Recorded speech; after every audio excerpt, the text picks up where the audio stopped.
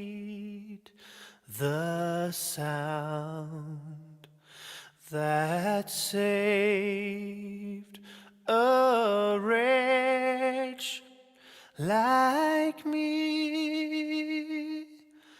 I once was lost, but now am found.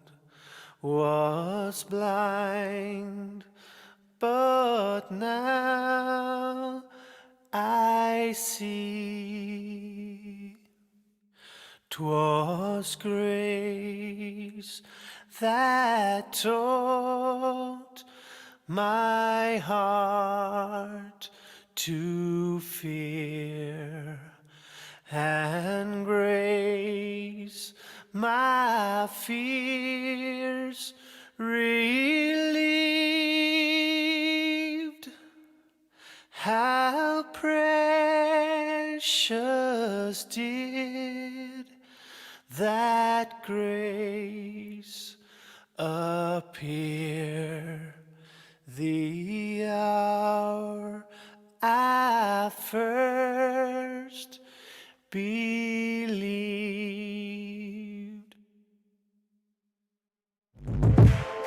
Welcome to Emancipated Studio. Welcome my uncle, Uncle Stu, the old man on the block. Good evening, good evening, good evening.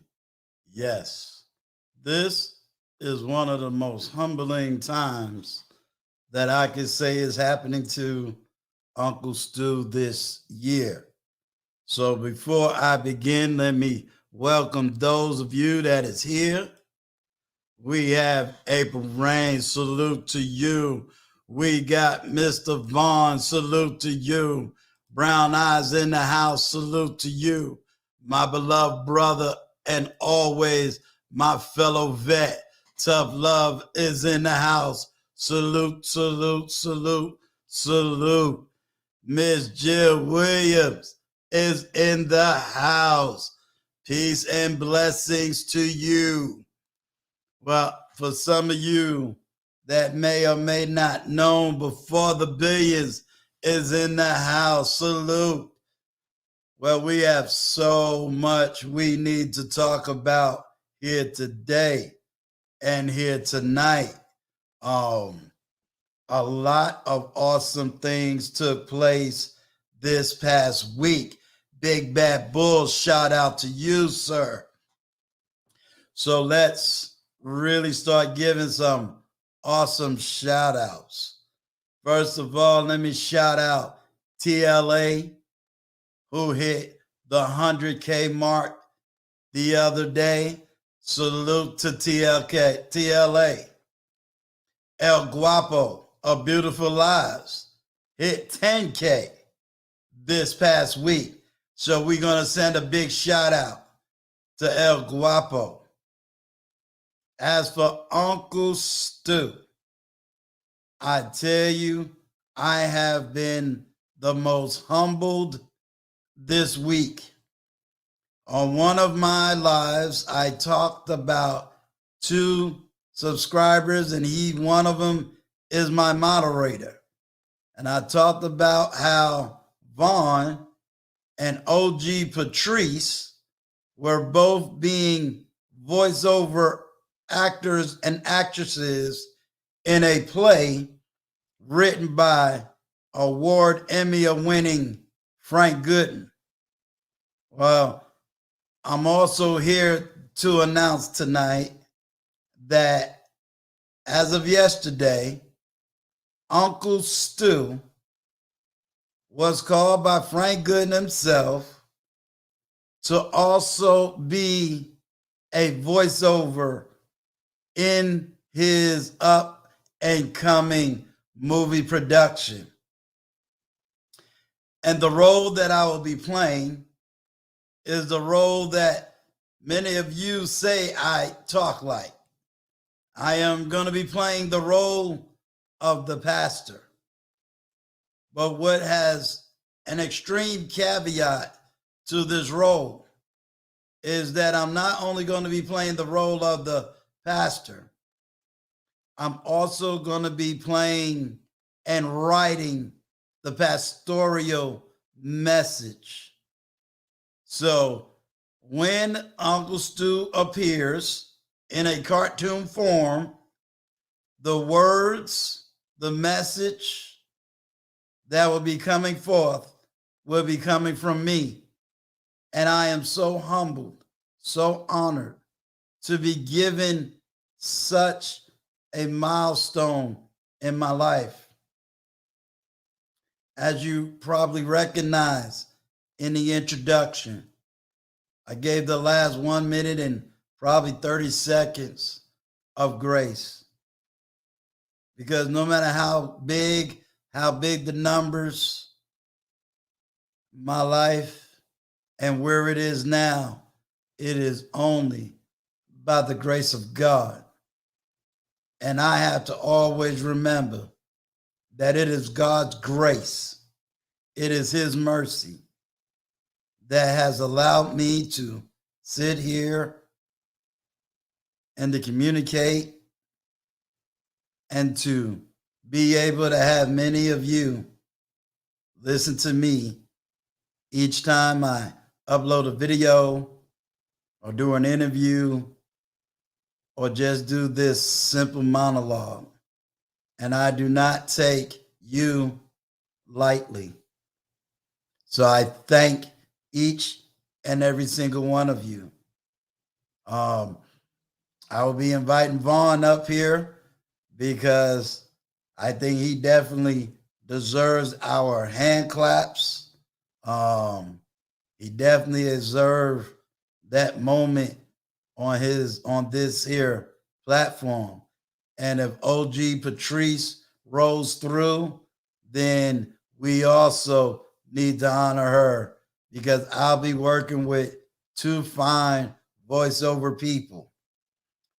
Yes, Jill Williams, I do it, but it's when God really does it. So salute to you, my beloved sister. The other thing that'll be noted, Friday, you will be seeing the entire cast of everyone. Shout out to the lead attorney coming up in the New York house. Lead attorney, just so that you know, sir, Uncle Stu is going to be in Frank Gooden's new up and coming movie production as a voiceover. So, lead, I thank you for all that you have done, all that you have motivated us to do. I could have never imagined what would have come out of this. So, TLA, salute to you, sir. You can crash it if you want to. You are welcome to come here and hang out.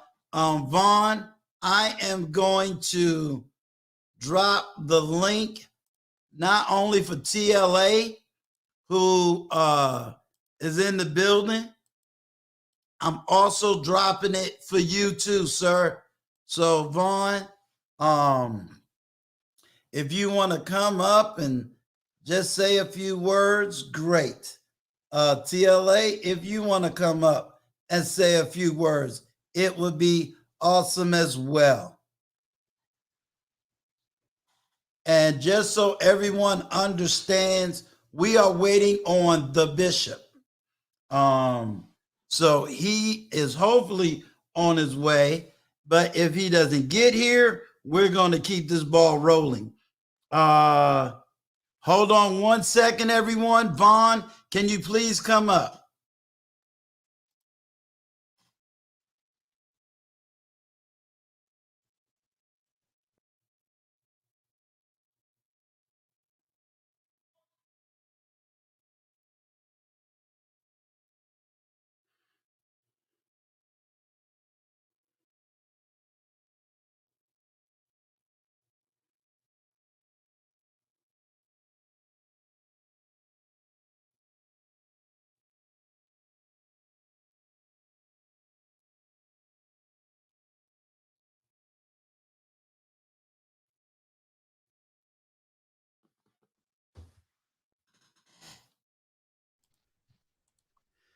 Now, forgive me for that, but I want everybody to know. I want everybody to get in the chat and say, "Brown eyes, why you got Uncle Stu looking like a woman?" But I want everybody to know.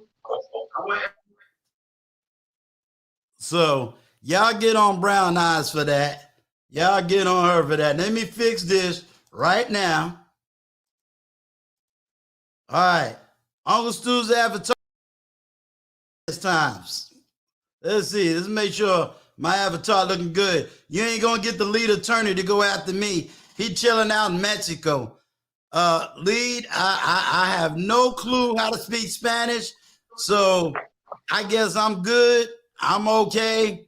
I know how to use that translator. I'm gonna pick up the phone, say it in English, and then hand the phone over, and hopefully I can say what I need to say in Mexico. Vaughn. Yes, sir. Oh, and to let everybody know in the chat, the bishop will be here. He'll be here 7:30 our time. It was a quick mix up in time, so don't worry.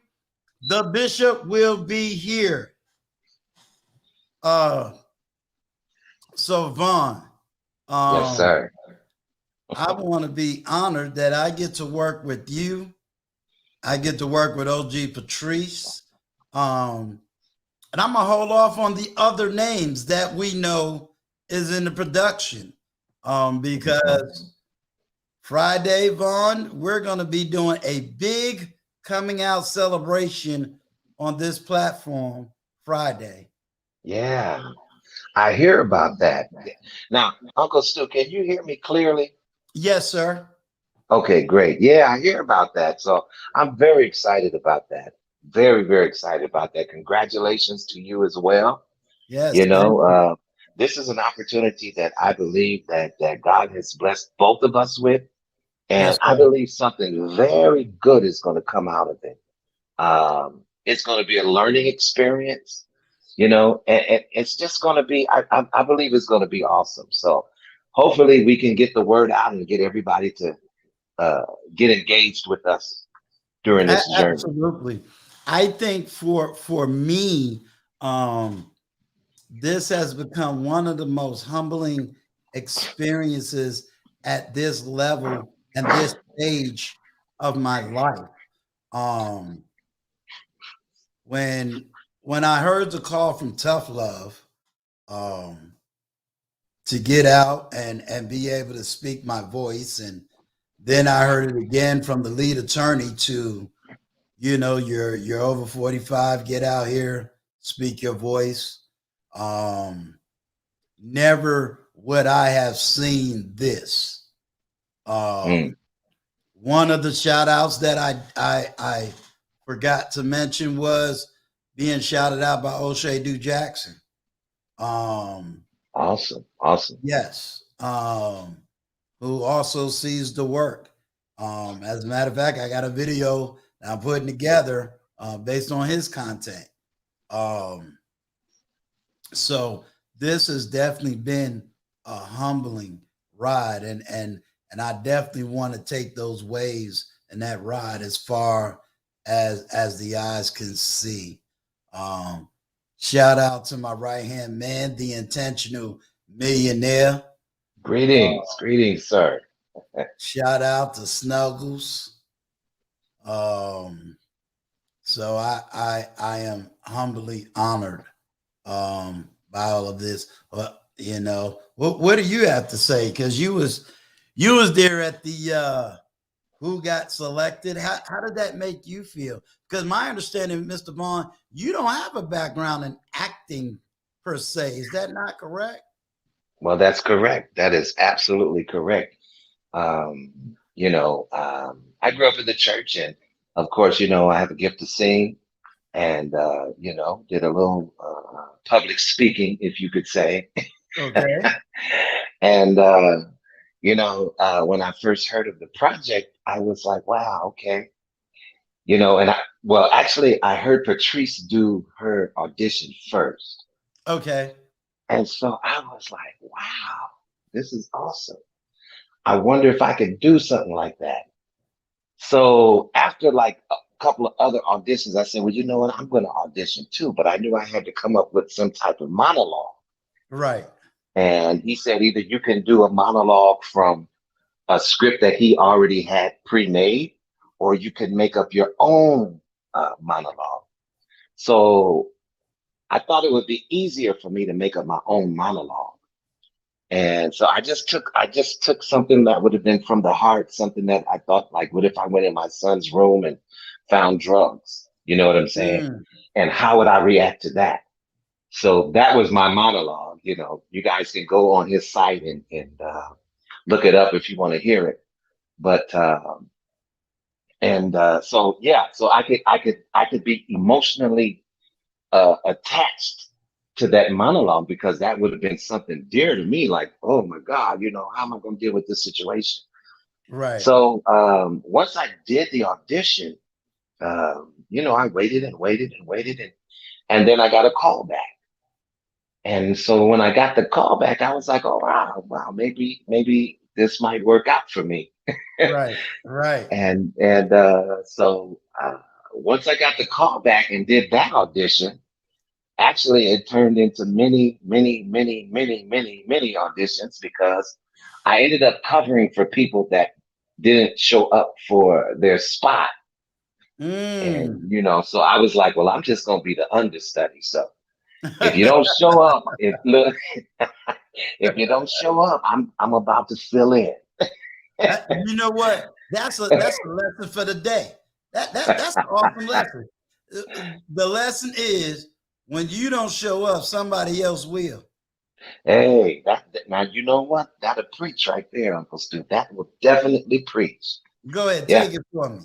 If you don't show up, somebody else definitely will. So I found myself in the situations where I was, kept doing that role to fill in for that role until it became comfortable for me. So I'm just praying, and I'm excited to see how the whole thing is going to turn out.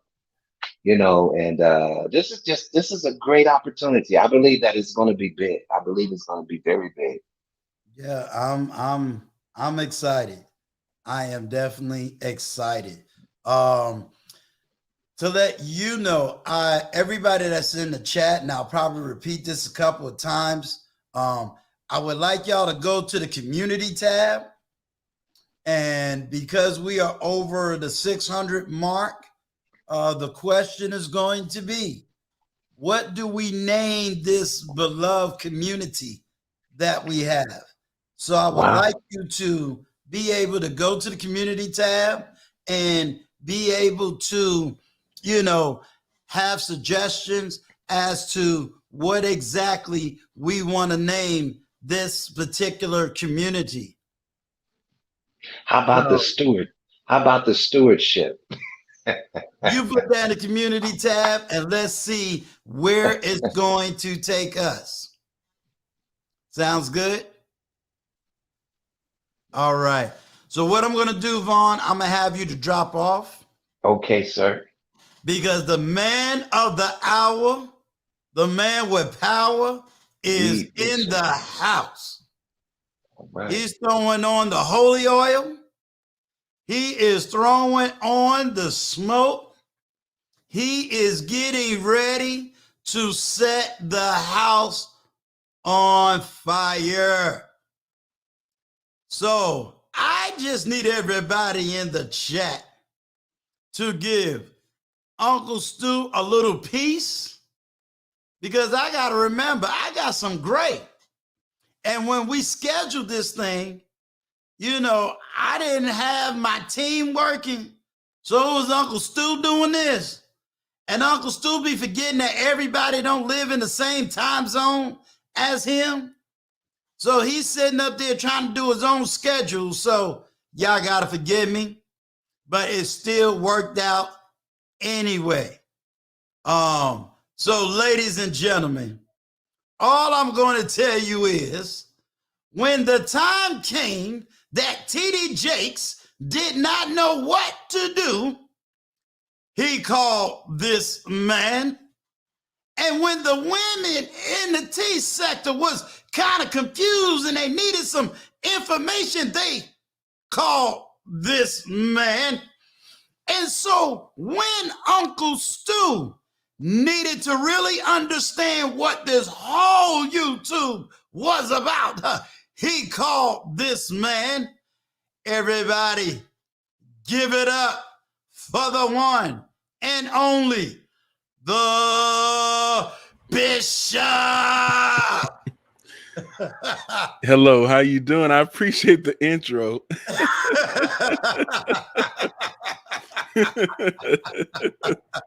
Much respect to you and everyone. Hello, everyone. Hey, much respect, much love to you. First of all, let me say this. I always take it as a humble honor and a humble blessing. When a man of your stature, of your community, of what you put in the work to do and to earn, your name comes with respect. And so I give you the humility to say thank you for taking the opportunity and the time to come on this platform right here just to kick it up with me. I think sometimes in these YouTube spaces, we don't give the honor where honor is due. We don't give credit where credit is due. I think sometimes, especially amongst African American men, we're doing too much fighting, too much arguing, too much player hating. Everyone has a right to be who they want to be and how they want to put, bread and food on their own table, as long as I'm not out here trying to harm and hurt anybody else. So for you to give me this time, I don't take it lightly. So thank you very much for coming here tonight. And I appreciate the invitation and much respect to you. Thank you, sir. Well, Bishop, I already told you. Here we go. This is the one and only. This is my YouTube advisor. This is the one that gets on me if I go to the left or go too far to the right. This is the one that got my ear for almost 2 hours when it comes to certain things dealing with YouTube. So, Bishop, please give a warm shout out to my oldest and number one firstborn child, Tiana the Miracle Talks. Salute, Tiana. Much respect. So this that's my baby. So when she saw you on the platform the first time, she was like, "Hey, I know him," and then it was on and popping with a conversation. Everybody else was like, "Nah, I don't know them." But when it came to you, she knew you. So much love and respect to you. So, Bishop, my question is going to be, because now I know you're all the way over there chilling in them beaches and whatnot. I'm on the beaches on the other side. Right. But, man, how did you even start on YouTube? What brought you to YouTube? And because I know you've been in this space for a while. What brought you to YouTube? Well, initially how I started on YouTube, I was hearing about the platform for a very long time, and I heard about different people, different content creators getting channels going, and I used to follow maybe like a handful of people on YouTube before it started, really start blowing up from where I'm located. Okay. And so I began to follow maybe like one or two, maybe three people, and then start, snowballing a little bit more. And I had like an old account, Yahoo. That's how old it is. Okay. When you go to Yahoo. and so I used to follow like a few content creators who were cool. And I was like, oh, that's pretty cool. One day I'd love to be a YouTuber because I just like to talk. And and so I began to just listen in, and I remember commenting one time, and this is back like in 2011 or 12 when I first started leaving comments. I Right. left one comment. I was like, oh my God. Like, and then I'll see comments come up like years, like not in years, but like months later. And, you know, Right. people going back and forth in these conversations. I'm like, well, this is kind of crazy. This is a whole, this is a whole different animal. And this was like a lighthearted type of channel where, you know, just up to date news, what's been going on. Okay. And, I just began to just, you know, get suggestions of going to different channels. And then I stumbled across a group of men where they were talking about men issues and what we go through and stuff like that. And I was like, this is kind of cool. So I began to just listen to one person, and all of a sudden I get suggested with another person, then another person, another person. And it was so authentic, and the conversation was so real. I was like, wow, like this is pretty cool. So I began to just listen in and try to see what I can do. And then after a while, when live streaming started coming along, then I started donating, then I started rocking with people. And I remember one time it was very where the brothers were on one accord, and it was cool, and I liked the whole, you know, camaraderie. And then, you know, of course, people start falling out, and fractions started happening and stuff, and then it just, you know, people tell you to choose whatever, and it became real hectic. And I'm a person where I stand 10 toes deep, and so, you know, 10 toes down, I'm with Right. you. So I just begin to hang with a group of people that I just started building a bond with. And then I started talking to content creators who were doing their channels, and I began to, you know, get to know people, and they was like, yeah, you should go ahead and start a channel. So I said, you know what, I'm started one day, and I Right. finally did it 2019. Well, 20 not 2019, but 2018. I created the account in December, and I finally started putting content on it like January 1st of 2019, and that's Okay. where I started going. Okay. When you talked about you know, men's spaces, right? Is Mhm. it as what have you seen in the sense of development right now of men's spaces? Because I know the manosphere, they just I'm gonna define it as the black manosphere, because Mhm. I do understand it today as having two different manospheres, the white manosphere and the black manosphere. Mhm. And I know that the black manosphere had a quote unquote black manosphere meetup Mhm. down there in Atlanta. From what you have seen coming into this space, what have you seen in the black manosphere, you know, when it started versus where it is now? When it started, there were brothers I was talking about issues a long, long time ago, like the OGs, and they were talking about policies, you know, things that affect black men versus affect other men, and as a group of men, it affects us as a whole. But however, we have our own separate set of issues where it affects us a lot worse, and Mm, they were talking about, you know, fatherlessness, you know, broken homes, um, um, you know, constant. We got barriers of wealth where we're not building economically. mhm. They were talking about a slew of topics, and I remember hearing a few of them, but I didn't know all of them, the old school brothers, because Okay. I came a little bit like in the mid of that time, but I only followed like maybe a couple of them, and I Mhm. knew a few of them, but I didn't know them as much as I know them now.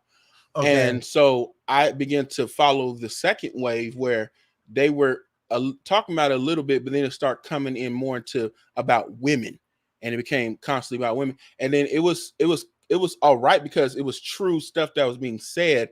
Mhm. However, when it comes down to it now, it's like a constant talk of it, to where it's very unproductive. So it was very productive in the beginning, but it became very Mm. unproductive now, to where it's like people are plagued with what a woman's doing 24/7. Okay. Okay. Salute to you, Sir Hale Speak. Salute. Salute to you, Rodney Maloney. And let me also give a big shout out. Ace is the grand sponsor of the live stream. Shout out to you, Ace, if you're listening, driving that big old 18 wheeler. He's a veteran. So I definitely got to give him a shout out. And let Salute. me also shout out the intentional millionaire, Melissa Jane, Big Bad Bull, Zandra Mills, and the Millennial Mart TV for also sponsoring the stream. That you that's an awesome safe way. My understanding, and please correct me if I'm wrong. I like what you had to say. I understand that the second wave, if I give names, is like coming in with with Obsidian. Then O'Shea got on board. I know of because he hasn't putting out content in a while. I can't think of his name off the top. And then the rise of Kevin Samuels. So is that the second wave of what you would say is the manosphere? Yeah, I would think that I would call them the second wave, and they actually gave it the name, especially the Angry Man. He actually gave the name the Black Manosphere because it was a lot different from the the main Manosphere, which is other men. It's not just white men; it's other men as well.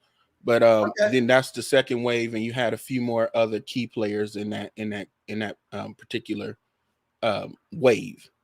Okay. Cool. Now, did you stay in the manosphere, or did you come out, or you were just more of just a part of just hearing the different varieties of messages? I was hearing, and I also was a part of.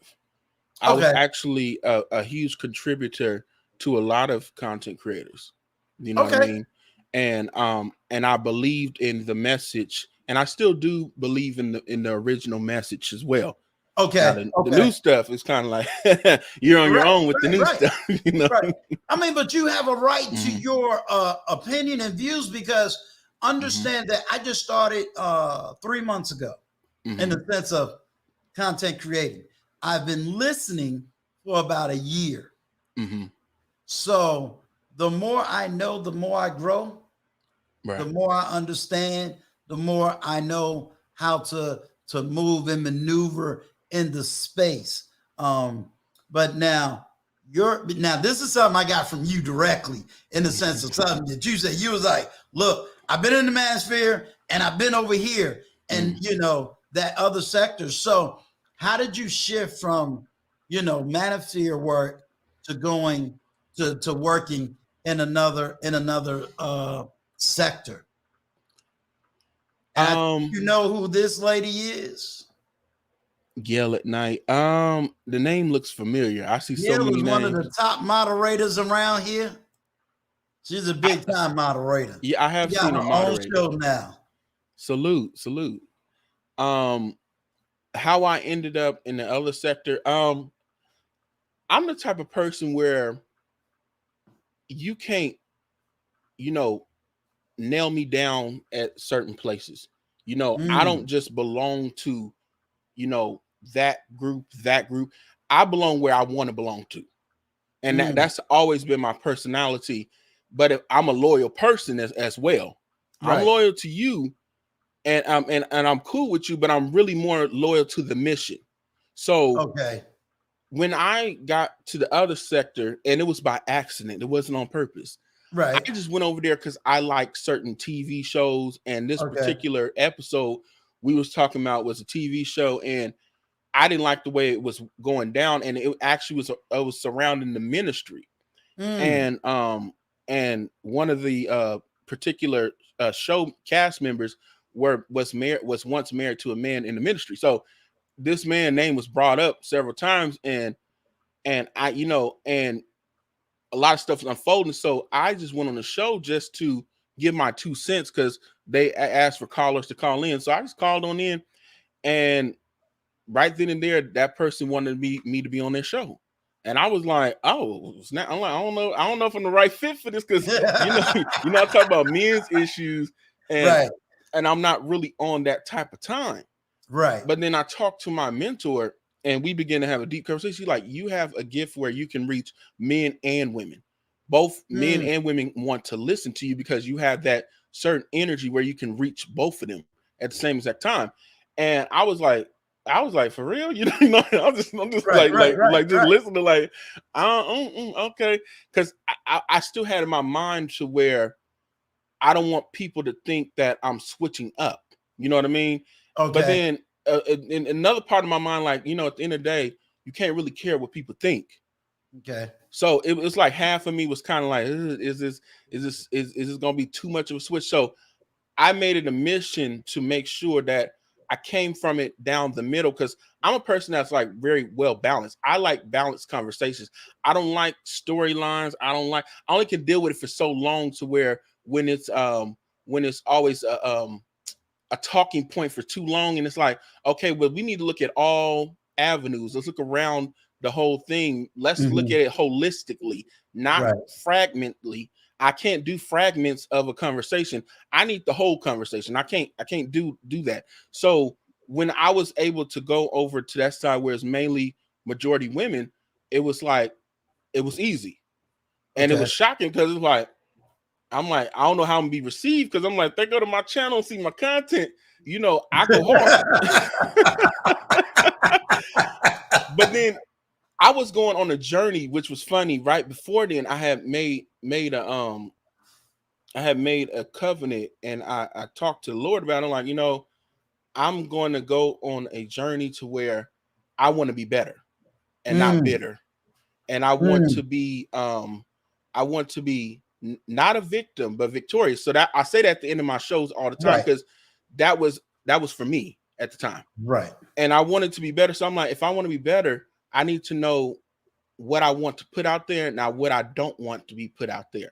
So I started searching through my old content, and I'm like, things that was just downright just vicious and whatever, I just like, let me throw that out, like, because it's not conducive to the algorithm, and I want people to look for that and see that. But then there are some videos that it was very harsh, but it was need to be said. So I'm like, let me leave that up there. And I said, if people put up old videos of me being harsh, it is what it is. That's just me. I'll own up to it. That's me. Right. But it was a certain it was a what is the word for it? It was a time period of where my mind was at the time. So it's like a journey you've seen anyways on this platform of myself. Let me ask you this. Because I just did a small panel, small discussion, diving into that red pill rage, and what you just seemed to have touched was that you had red pill rage, or am I defining that wrong for you? Because I don't want to put something on you that you really wasn't going through. I would say, yeah, I did go through a period of red pill rage. That rage was very short-lived. It wasn't that long. But I was going through some things, if you rewind back to like 2015, 2016 time frame. And I went through a lot of changes at that time. And it was making and molding me. However, I didn't really like just completely like went crazy and lashed out at people. But I did go through moments of anger and frustration and stuff like that. But what got me out of that rage was my father. Him and I had a sit down, and it was when I was 31 years old, and we had a sit down, and he told me some things, and it actually just it resonated with me, and it made so much sense. I don't really never tell that story, because I want to tell it one day. But it really, broke some things down in me, and he told me that things happen. Things are just going to happen. That's a part of life. And I understand that from different aspects, but when he just broke it down to me, I was like, you know what? That he's right about that, because I was allowing a lot of these things to change me for the worse, not for the best, for the worse. Right. And it was slowly scooting God out. And that's what a lot of people don't understand. Some of the stuff, that's why I said we need to be very careful with our platforms, because we can start scooting things out of people's lives that was actually good foundation for them, but we're trying to start something else with them and keep that anger and that resentment and wrath within them, and keeping it stirring to where it just a combustion happens. Let me ask you a question. I like that, and I'm going to keep part of what you just said as a side note. I want to go all the way back then, because one thing that I've noticed in talking to a lot of the men today, and I'm going to say within this last week, they've really made sure that I understood one of two things. Either they had a father in their life or they didn't have a father in their life. And Mm-hmm. you said you have a father in your life. If you don't mind, can you really talk about how you was raised growing up as far as your environment is concerned? I'm not going to shout out your state unless you Mm-hmm. choose to shout that out. But how was you raised growing up? Well, I don't mind shouting out where I'm from California, the Bay Area. Okay. Um, I was raised with my mother and father, Okay. and I was raised in a big family Right. where Right. everybody know everybody, and your family. If you an in-law, you wasn't seen like an in-law. You was like a cousin, auntie, uncle. If you like a certain age, so I was very much loved. So I had a lot of family, Mm. and I had a big church family which was like family as well, and Mhm. friends weren't like just seen as friends; they were just family. Right. So I've grew up in an environment to where all I seen was nothing but families and friends and things of that nature. And my mother and father, my dad has a huge heart, so our house was always like growing up, in the old neighborhood. Our house was like the youth house. Mm. every young person was always at the house from the church, and I had type parents where you couldn't spend the night in anyone's house unless they were like an uncle or aunt. So usually most of my friends are, family members, young, that's my age group. They'll end up having to spend that in my house because Right. my parents didn't trust too many other people, so they end up spending that in our house. And then there was only a selective places that I can go to spend the night with, like my cousins, stuff like that. Right. And I grew up in a household where it was a Pentecostal household where we didn't listen to secular music. And we watch movies and TVs like any normal family. However, that wasn't a consumption of our time. We went to church almost like 6 days a week, Oh, every night. hallelujah.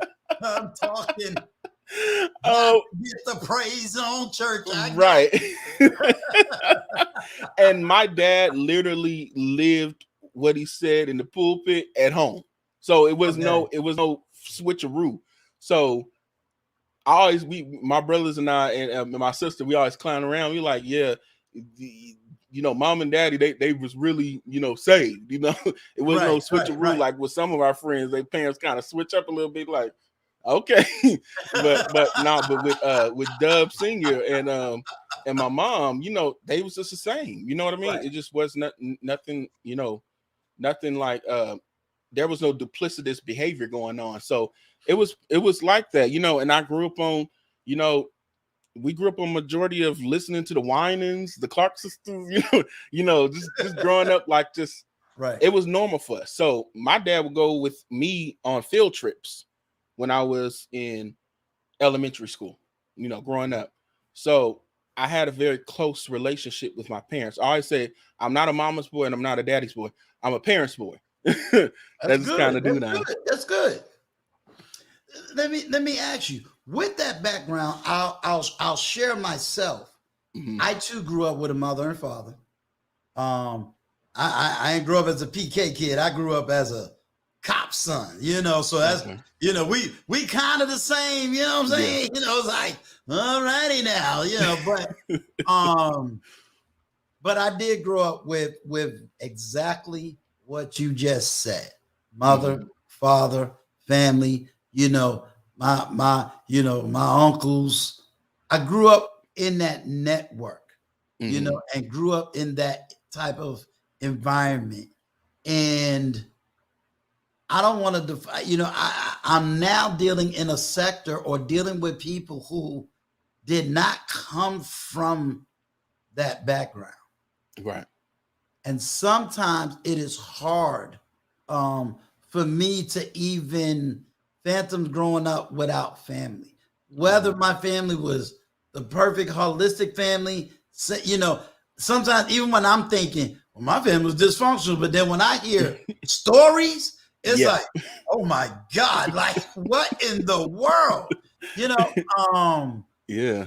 And It's I've like been that. doing some heavy reading I've been doing some really heavy listening in these last couple of days.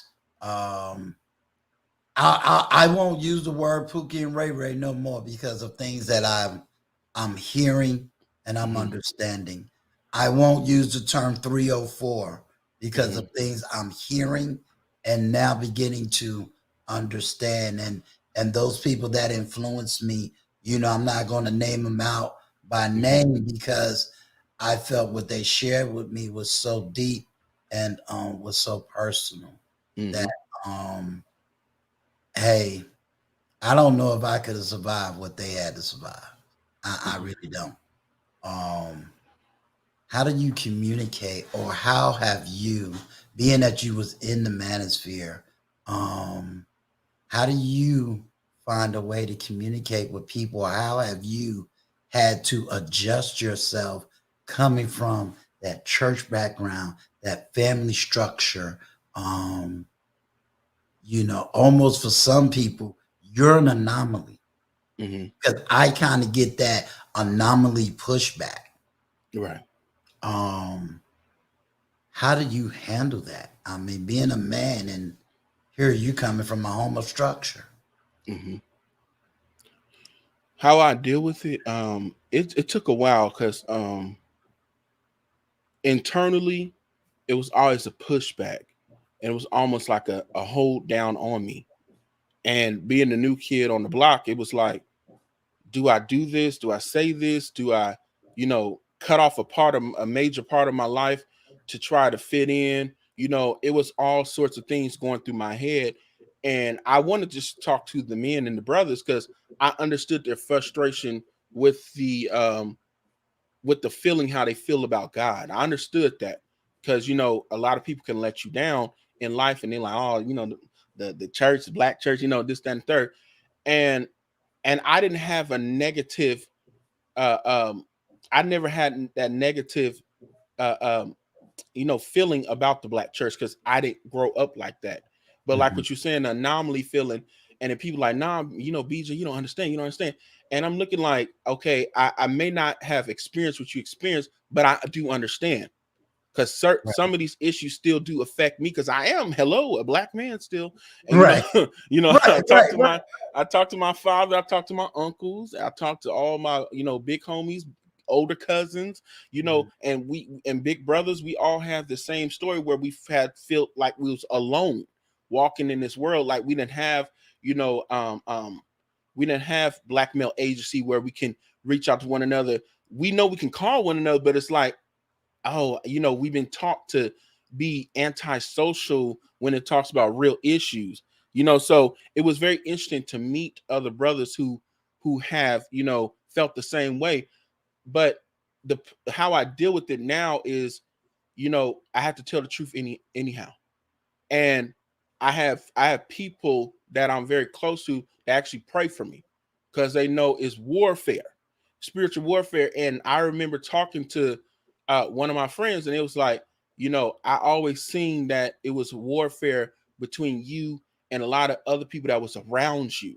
Like you couldn't really be who you were authentically. You were you, but it was like someone was holding you down of being who you could be yourself fully. And it was like we even talked about it in depth to where he understood how I really felt. And I'm like, dang, you peeped all that. And he was like, yeah, I peeped that from you. Right. And your energy, and I know that you're an upbeat person, but you're allowing these spirits to hold you back. And I'll say, yeah, you was right about that. And I had to fast and pray about it. And I remember hearing an old song of when I truly gave my life to the Lord, and it was a song called Yes. And this is one Are you talking part in the about Shekinah song, glory? huh? Yeah, Shekinah Shekinah Glory. glory? Yeah. Yeah. Yeah. And I've been listening to it lately. I think that's gonna be my song for the year next year, even though it's an old song. But I remember the one part the lady said, she said, yes, be careful if you say yes, because yes might cost you everything. And I remember saying that to myself years ago. If it cost me certain things, it wasn't meant to be. But then I start Mm. holding on to things again, and God, like, we take you to a full loop again. You have to let go of some of these things. You remember going through this. Apparently you didn't learn from it. So let me take you through the ringer again. And so when I went through the ringer again, I'm like, dang, but at this time when I went through it again, I said it's not gonna be as hard anymore. It's not gonna be as much hurtful anymore. Because I've been hurt over the years by people. People done me dirty. You would think the way I am so upbeat, you haven't been affected by nothing. No, I have been affected by a lot of things, but I can't let that hurt define me. So I see a lot of people in this space, and I can hear the cries from their hearts, and I understand that cry because I felt that cry. I have cried that cry, but I have to talk to them and reach them anyways. Even if they say I'm a fool and like, oh, you believe in this, you believe in the pie in the sky, but I'm not hurting anymore. I'm not allowing that hurt to lead me anymore. So if I know that I'm well and I don't need a physician to heal me, in which I'm talking spiritually, Right. then now I'm supposed to be a helper one to another. Now that I see that you're hurting, let me help you and show you the tools and the guides on how to be better in life. Because I still have work to do. I'm not perfect, but I'm not at that same place that you're still located at. I love it. Give me 10 seconds because we about to go to church. Everybody in the chat, let's get the likes all the way up. Let's go on and get these likes up. Second thing I'm going to ask, if you are not a subscriber, it's time to get the subscriptions up. That's free. Mm-hmm. That is free. Don't cost you nothing. Ladies and gentlemen, I am fighting for us to get 1,000 subscribers by the end of January. 1,000 subscribers. If you liking this conversation, and I think the bishop knows this as a fact, some content creators that has a lot of knowledge and a lot of wisdom, they're not going to come to a channel that got under 1,000. That's just the name of the game because time is money. Mm-hmm. Time is money. And as a content creator myself, we got to understand that I do a lot of work in this space. I sacrifice a lot of time, you know, and I didn't realize how much work it takes to be just on this side of YouTube. Yeah. You know, the content creation side. And then having to deal with the business side, which is a huge factor that people do not know about. So all I'm asking is let's get the subscription. Let's fight for it. Because like I said, there are content creators that don't mind talking. I think the person that can definitely talk about it is Gail at Night. She been out here, you know, and she'll tell you some content creators ain't coming to your platform if you got a little 500 subscribers, 600 subscribers. They're just not. It's just the name of the game, you know. Let's go to church, Bishop. I know the song very well.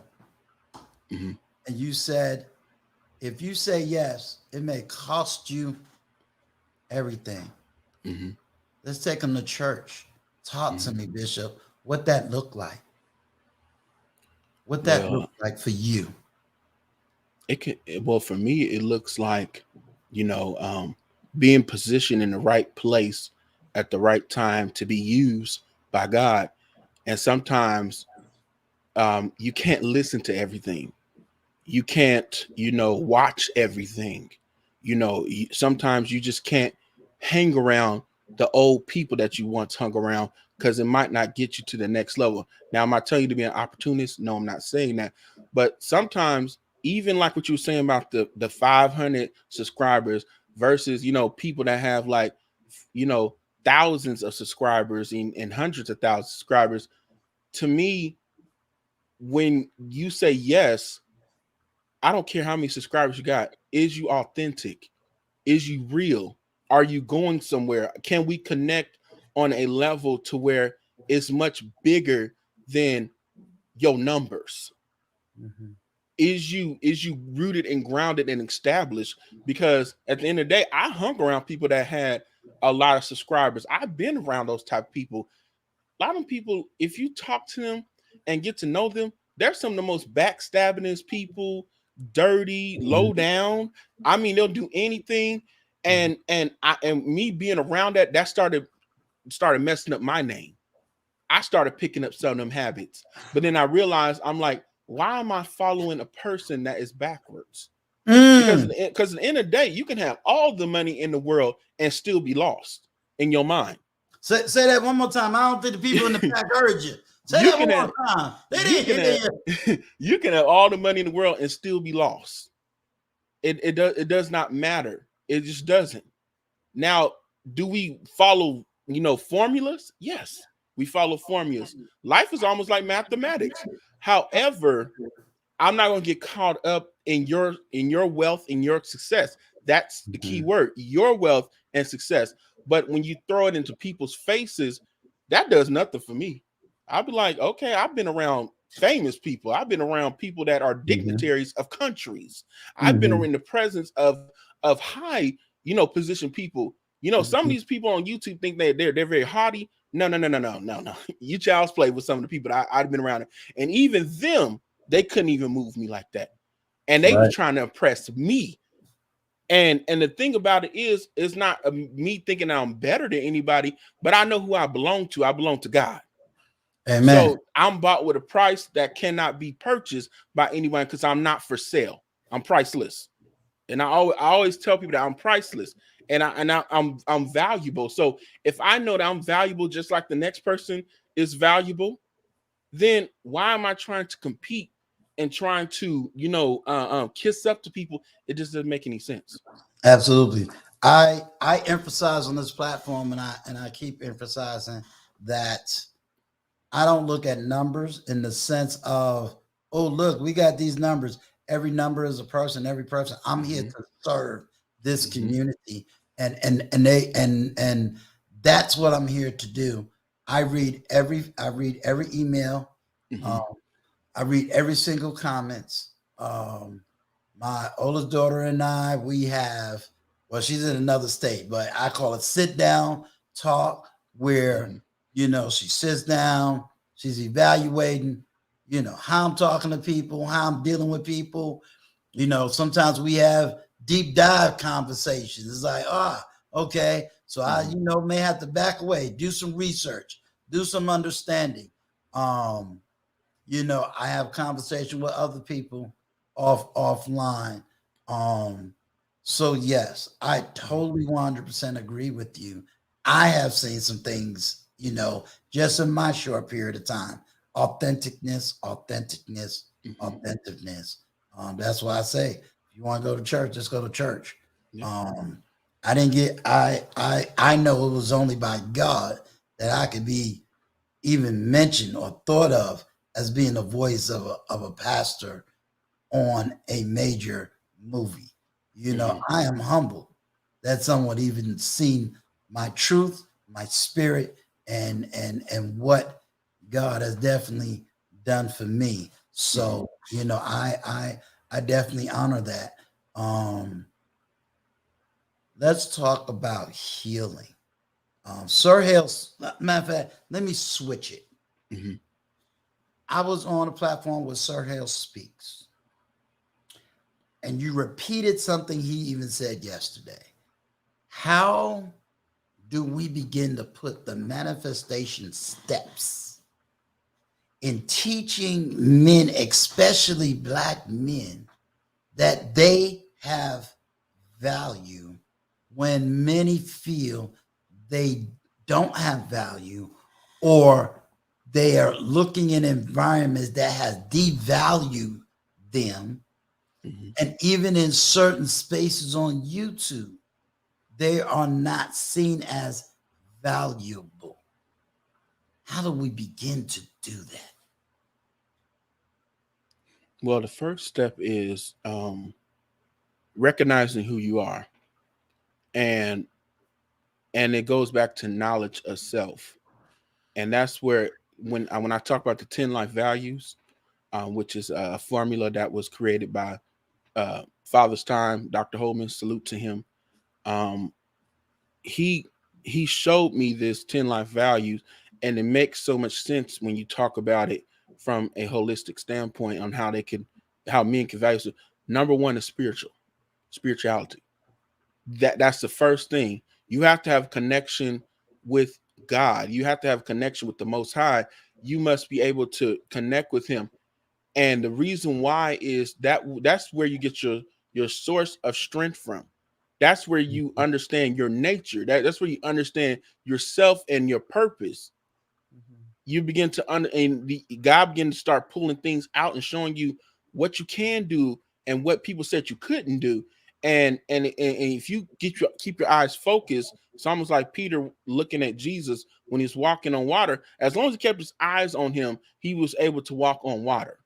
Right. Now, people may believe and say that story is fake and not real, but the illustration was to keep your eyes on the Most High. Let me give you some space. Mm-hmm. When it comes to this platform, Yeah. When it comes to this platform, Mm-hmm. if you got to speak the name of Jesus, you don't worry about the check. You feel me, Bishop? Exactly. If you got to speak, oh, excuse me, y'all, I got to do a commercial break. To my boss, Frank Gooden is in the house. Bishop, I thought I was a retired vet. Mm-hmm. Frank Gooden done put me back to work. Ain't this something?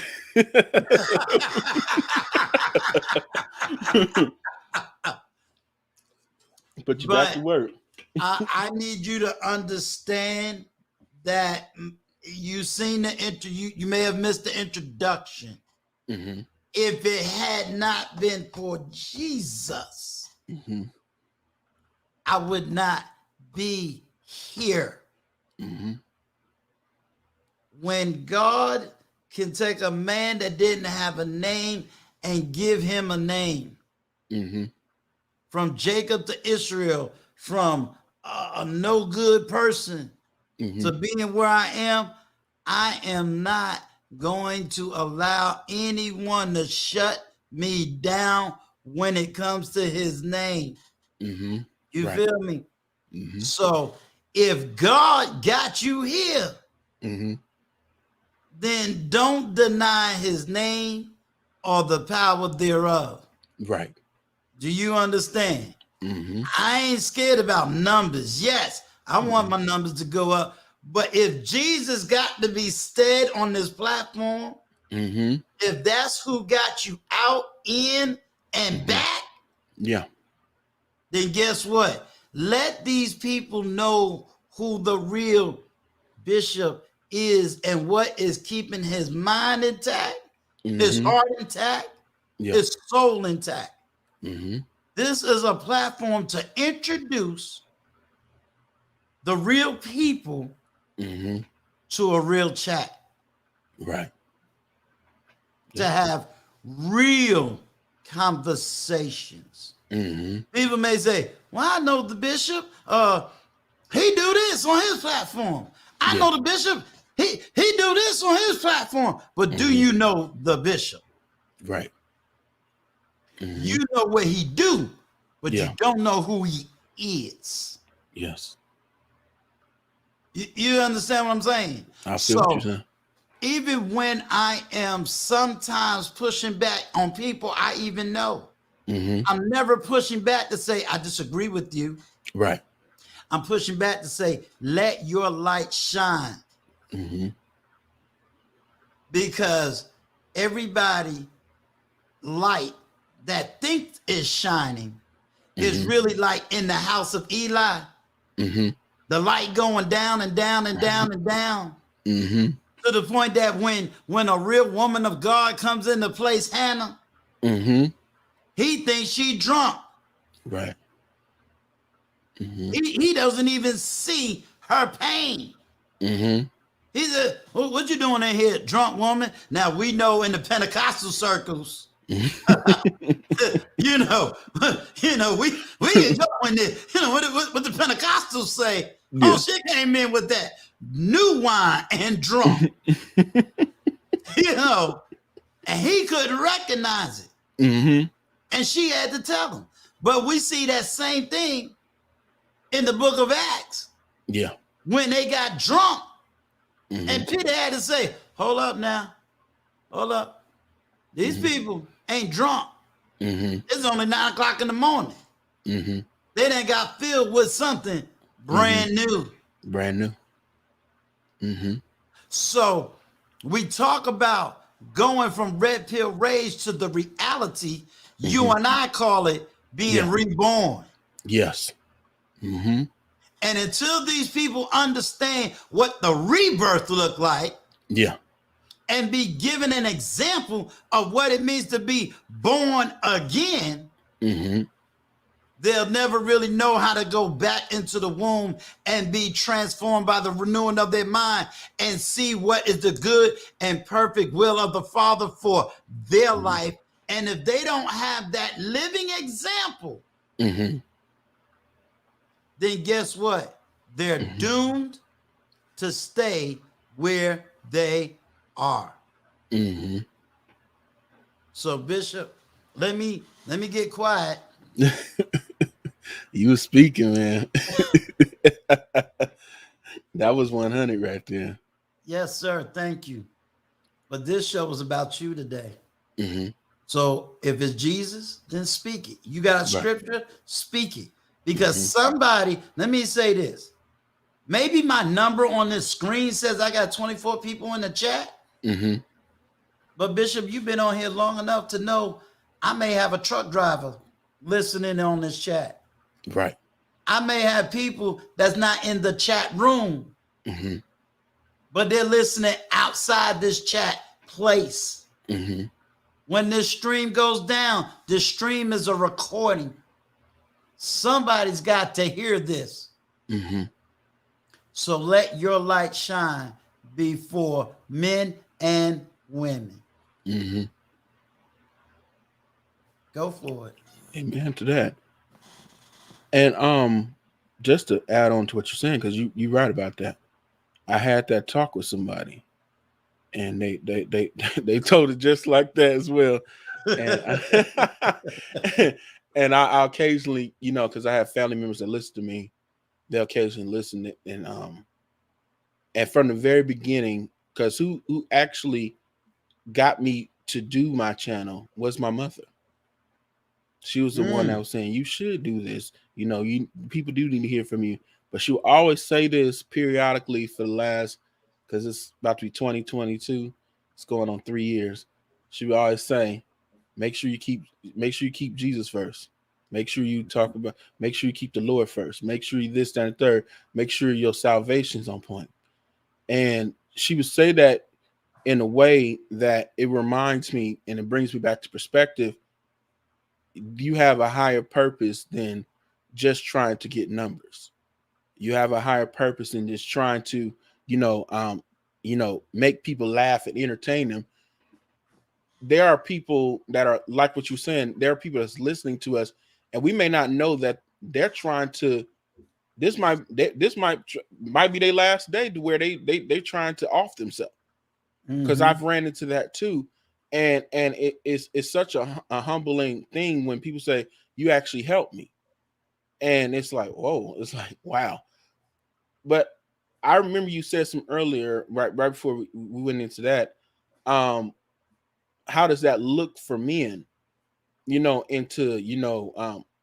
us helping them, from what we're talking about and what we know of. And I was thinking about a song by what's his name, Tim Wynn. And the first part of that song was like saying that basically God taught him how to love himself, recognize his value and his internal wealth. And he said, now I see my potential the way you do, and I'm grateful for you. And he went to another part. You've been the sunshine in the midst of rain, taught me to smile in the face of pain. And you were the only thing that was consistent when everything else changed. And I'm grateful for you. And it went into the old song from Walter Hawkins, You Should Be Grateful, because someone else has it worse off than you. So if I'm able to have the ability to work through the hard times and smile through the pain and be able to come out victoriously, then I should be able to help the next person lighten their load and let them know that there's a better way. Lighten your spirit. Don't be bogged down with all these cares of this world, because this world don't care nothing for you. All they're gonna keep giving you is heartache and pain. And we always know that the enemy comes to steal, kill, and destroy. And a lot of people, spirits are being destroyed by a lot of hurt people. So we always hear that term, hurt people hurt people. And this is what we're seeing happening recurrently over and over again. The news hurt people. You know, the media, the mass media is hurting people spiritually. You know, we could talk about, you know, the violence against one another. We're hurting people, you know, physically. You know, we have people that just hate the opposite sex because of what happened to them, you know, whatever traumatized them. They're hurting one another, whether it be physically or mentally or emotional. So we keep seeing this happening on different levels, and we got to understand that we need to value ourselves first, because once I value myself, I can value you, because I know that you were created in God's image as well. I love it. Let's go to number 2. You said number 1 is spiritual. What would be number 2, Bishop? Number 2 is health, which is What that look mental, like? emotional, and physical. Okay. You know, we know that on the physical side, you know, it's not good to be overweight, obese, and all that good stuff. So you have to work on your natural health. But then there's also emotional health. We got to work on that as well. We got to be emotionally okay. We got to be emotionally good, you know. And a lot of times us men overlook that because like, feelings is for women, you know, this, that, and third. But we see a lot of men acting out in rage. And that's our, we operate out of that because that's the one emotion that don't make us look as weak. So we don't go to like sadness and crying and stuff, because we coincide that with women. Now we don't want no crybaby man, but you have to show that you've been hurt. You got to show that you went through some things. You got to overcome that. You got to grieve some things and make sure that it's exit out of you. Even your therapist will tell you that. You know, and when we're talking about therapists, we need to work on our psychological, you know, issues that we have going on with us. There's been past traumas that happened to us as children that we buried. We need to unpack that and get that out of our soul and spirit, because sometimes that grows up along with us and we'll say, that's just me. No, that ain't you. That's something that you did not deal with, because whatever reason we looked at therapy as something as you got to be crazy to receive. And it's like, no, sometimes you just need people to talk to. And again, I quote the scripture all the time. We helpers one to another, and we're supposed to cast our cares upon him. So if we have people, if God have people set in place that actually listens to us and actually gives the tools to work through things, why not work on our emotional health and our mental health? Because that's a huge thing. I've been around people that have mental issues, and they went through so many things, drug abuse, all this other stuff, and these are close family members of mine, and I see it and how it affects the family. So we have to get those things and work those things out. And that's number 2. Okay. When you go, we'll stick with number 2 for the moment. Okay. I'm going to go in 3 different directions, and I just want to get your response to these 3 different directions. The scripture I'm using is when Jesus went to the man in the tombs, and we know that the man, he said, "What is your name?" He says, "We are many." So when I think about the idea that he didn't talk about a name, he said, "I got many issues. Therefore, I'm many different people inside this body." There's also another little thing that's missing in that scripture where he says, "Jesus, did you come to now cast us down to hell?" But there's 2 different voices speaking, and I ain't going to get deep into that area of scripture. But would you say that would be an example of us? And I'm using the word us because we all in this together, as men who are suffering with many different spirits inside of us. And we're not allowing those spirits to be cast out, because at the end of Jesus casting, he sends the man back home. He doesn't make him a disciple. He says, go back home. And is it that a lot of us are not getting the mental, psychological healing for us to go back home and reconcile that home before trying to go out here and preach to the masses? Wow, that's a very good question. I would say that, yeah, because the next one would explain number 3, but Okay. we're gonna stick to this one. A lot of us, we don't want to face our issues because that means we have to do heavy lifting, heavy work. This is why I say that, us being messed up the way we are as Black men, we love to throw off that Black women are messed up and you messed up too. You just showing it a different way. However, we all have been messed up in this whole thing that we call life. My bad, life. And so, dealing with your issues, and then like you're saying, legion, many. There's so many spirits that we have picked up along the way. We pick up addictions. We picked up bad habits. We didn't picked up, and what we end up doing, saying that's just me. I'm just being a man, and I'm gonna go ahead and sleep with every woman that I can sleep with. And it's like you're masking it with something. Something else is going on that you're trying to run away from because it's too much for you to bear. But it's like, would you rather be held down and still have them things plaguing you for the rest of your life, or would you just rather be free from it all? I want to stay right there in number 2, because we're gonna get to number 3. Y'all all right in the chat? Look how they say it. Y'all all right? Let me get a 1 in the chat if y'all all right now. If y'all all right, because we're gonna take deep dives up in here. So if y'all all right, give me a 1 in the chat. Bishop, I'm gonna stay on number 2. Okay. I want your response to this. Again, all right.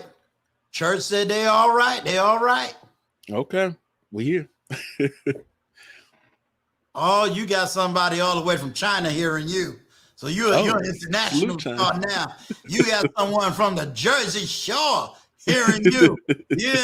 So when you got some technical issues, you go see this man, because he let me know he was listening.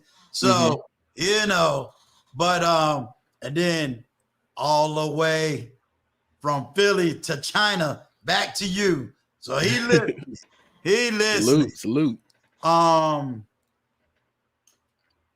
Very interesting conversation. And the question is going to be, we're going to stick with number 2. Men getting vulnerable before a woman. It was a very deep topic on Sir L Speaks, but it's also not the first time that I've heard these conversations. Being that you've been out here, being that you've been on YouTube, being that you've dealt with the manosphere, and I guess, can I just say women's sphere? I don't know what that sector is even called. T sector is what I don't even know, because I don't want to get beat up by women. But I don't want to say, oh, then they start throwing Kevin Samuels in my face. And they're like, wait a minute, now, can I at least have my own voice? I'm not going to diss Kevin Samuels. I'm not going to diss the manosphere. I'm just trying to have an intellectual conversation. Yeah. I hear a lot of women say, I don't want a man who cannot be vulnerable with me. As a matter of fact, they make that a prerequisite for a relationship. There was an intellectual debate on another person's platform, Sir Hale Speaks. And I'm saying that to the people in the chat, if they want to go look at that conversation. How do you feel, or no, what is your perspective on men just opening up and being totally vulnerable with a woman? My thoughts on that is there's nothing wrong with that. Let's talk. It's not like you sitting and laying your head on her lap, just boohooing and crying. And just the way that women see the word, especially in our community, if we want to bring it down to Black people, how women see the word submission as a cuss word, we see being vulnerable for men on the flip side as a cuss word. Let's talk about right there. Yes, sir. Yes, sir. I tell everybody, this was the issue. So, Bishop, you are not manosphere. You are not T. You coming straight down the middle. Right? Yeah. Can you talk about it, sir? So, because you said that vulnerability was a curse word for men. Submission is a curse word for women. Yeah. Talk to my ladies in the chat, please. And those that is listening outside the chat. Explain it from a man's point of view about that word, vulnerability. Why is it a curse word for men? Well, for men, they see it as you being weak, meaning that if I'm open, she can shoot her shot at me, and not shoot her shot at me in the good way. Like, as soon as I open up to her, she gonna throw it back in my face when it's the most inopportune time, or we're arguing or something, and that's gonna make me close up. Same way women close up on men when they do certain things to them. It's the same way for men. We close up and we don't ever open up again. So if you want to see vulnerability out of a man, you have to respect him as such. And so I don't think the people in the back heard you. you have to they didn't hear you. You have to respect him as being a man. So when we're opening up to you, respect that, because you're getting something that a lot of women don't normally get. And he feel comfortable enough with you to open up to you. And it's something that is taken out of us. Because when it first happened to me, I ain't gonna lie, because I told it on my channel a while back ago, and I didn't use the word being vulnerable, but I talked about it in the sense of there's nothing wrong with being truthful, because that's all it is being truthful. And since we're talking about number two, it goes back to number one, which is spirituality, which is the truth. It's not his truth, it's not her truth, it's the truth. So if you're a person that's walking in truth, if you're walking in the spirit of truth, you don't have no problem being vulnerable. So it's not like you're wearing your heart on your sleeve. It's just saying that I am who I am. I've been through this, and that does not define me. And I'm learning each and every day. And I don't like certain things this way, because I'm gonna be honest with you, certain things hurt me. So if you want to be with me, you're not going to purposely hurt me. So I'm going to tell you what it is, and you can take it or leave it. Now, it doesn't mean you have to tell all your deepest, darkest secrets, every little thing, every piece of you. It just means that you are being open and honest about the conversations. There's nothing, it shouldn't be nothing off the table, but nowadays people are holding stuff back because it's a power struggle nowadays. Many women may get upset, but I'll open up the chat if you got time. So yeah, I got time. They can go and neutralize anything that I'm saying. The reason I want to say right there is because one of my arguments is that there is a lot of men who are expressing their vulnerability. They're expressing their hurt. They're expressing their pain. They're expressing their frustration. But they're being called everything but a child of God. They're being called, on one side, they're being called sexist. They're being called misogynist. They're told that their issue is nothing compared to a woman's issue. Say it. They're being told that if they tell you they was cut on the finger, there's always some woman that say, well, my hand was cut off. They're being told all these words. Bishop, you've been out here longer than I have, and at least in these YouTube spaces. Can you give voice to that? Because even for people that didn't see your facial expression, I'm very expressive. It's all right. I love it. People didn't see your facial expression. I need you to speak to these women that says, and I quote, let me give you the quotation. Mm-hmm. You can trust me. I got all these sociology degrees. You can trust me. I don't do that to men. But the bishop, I'm seeing it every day online. Mm-hmm. Can you talk to that? Because maybe I talk and don't talk right. Right. No, you spot on. It's a group of let's keep it real. There are a lot of people that are talking that shouldn't be talking, and they should be on somebody's couch, but they're in the seat of teaching people, and they have not yet overcame any of the issues that they're talking on. Now, am I saying take away people's voices? I'm not for that, because that's a part of censorship, and again, that can work against me as well. But what I'm saying is some people are not totally honest with themselves and saying that they are hurt as well. Like I said, hurt people, and they're keeping people in the cycle of mental abuse. Let's be honest, it's mentally abusive. That's why I don't listen to a lot of people anymore, because that, to me, that's like allowing myself to be abused and being in my head being bashed against the wall, because I just can't listen to that, because what it does, it takes away from my creativity. So I begin to feed into that, and I'm finding myself responding to it on a different level, and it's like I can't do that because it's taken away from the real mission to call. But to get back to what you're saying is, there are a lot of people, especially women, who do not want to acknowledge that a lot of men have been hurt. And when women start saying, I have this too, I have it worse than, well, you still haven't acknowledged the fact that he's been hurt. You still haven't acknowledged the fact that he is a human. See, in our community, we have been, subconsciously taught by this world system that men's pain don't matter, and especially black men pain don't matter, because when you're coming from a group of where, and I know we're not in slavery anymore, but you got to think about the after effects of it, when you've been sold and used and seen as like cattle. So that mindset don't leave if you don't work on it and get help for it.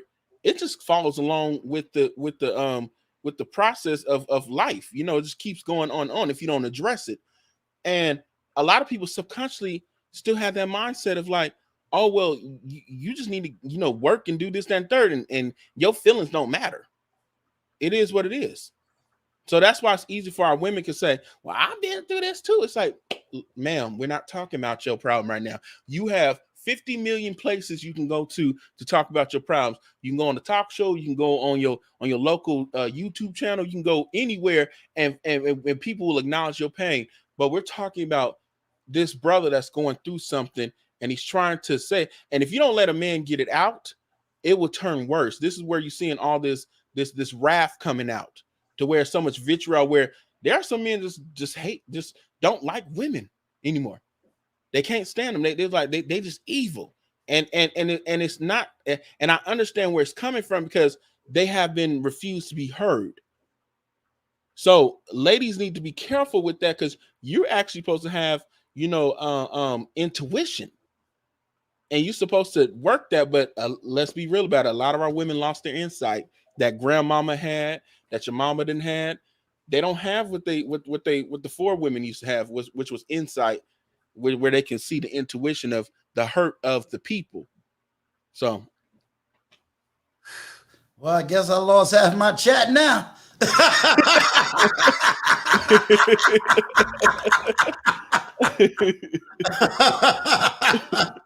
Wow. All righty. All right, Bishop, you got a number 3. How you doing on time? I'm doing good on time. I actually made sure I had time for your show. Okay. So let's go to number 3. Number 3 is family. Because I think you gave enough gems for 1, gave enough gems for 2, so let's transfer to 3.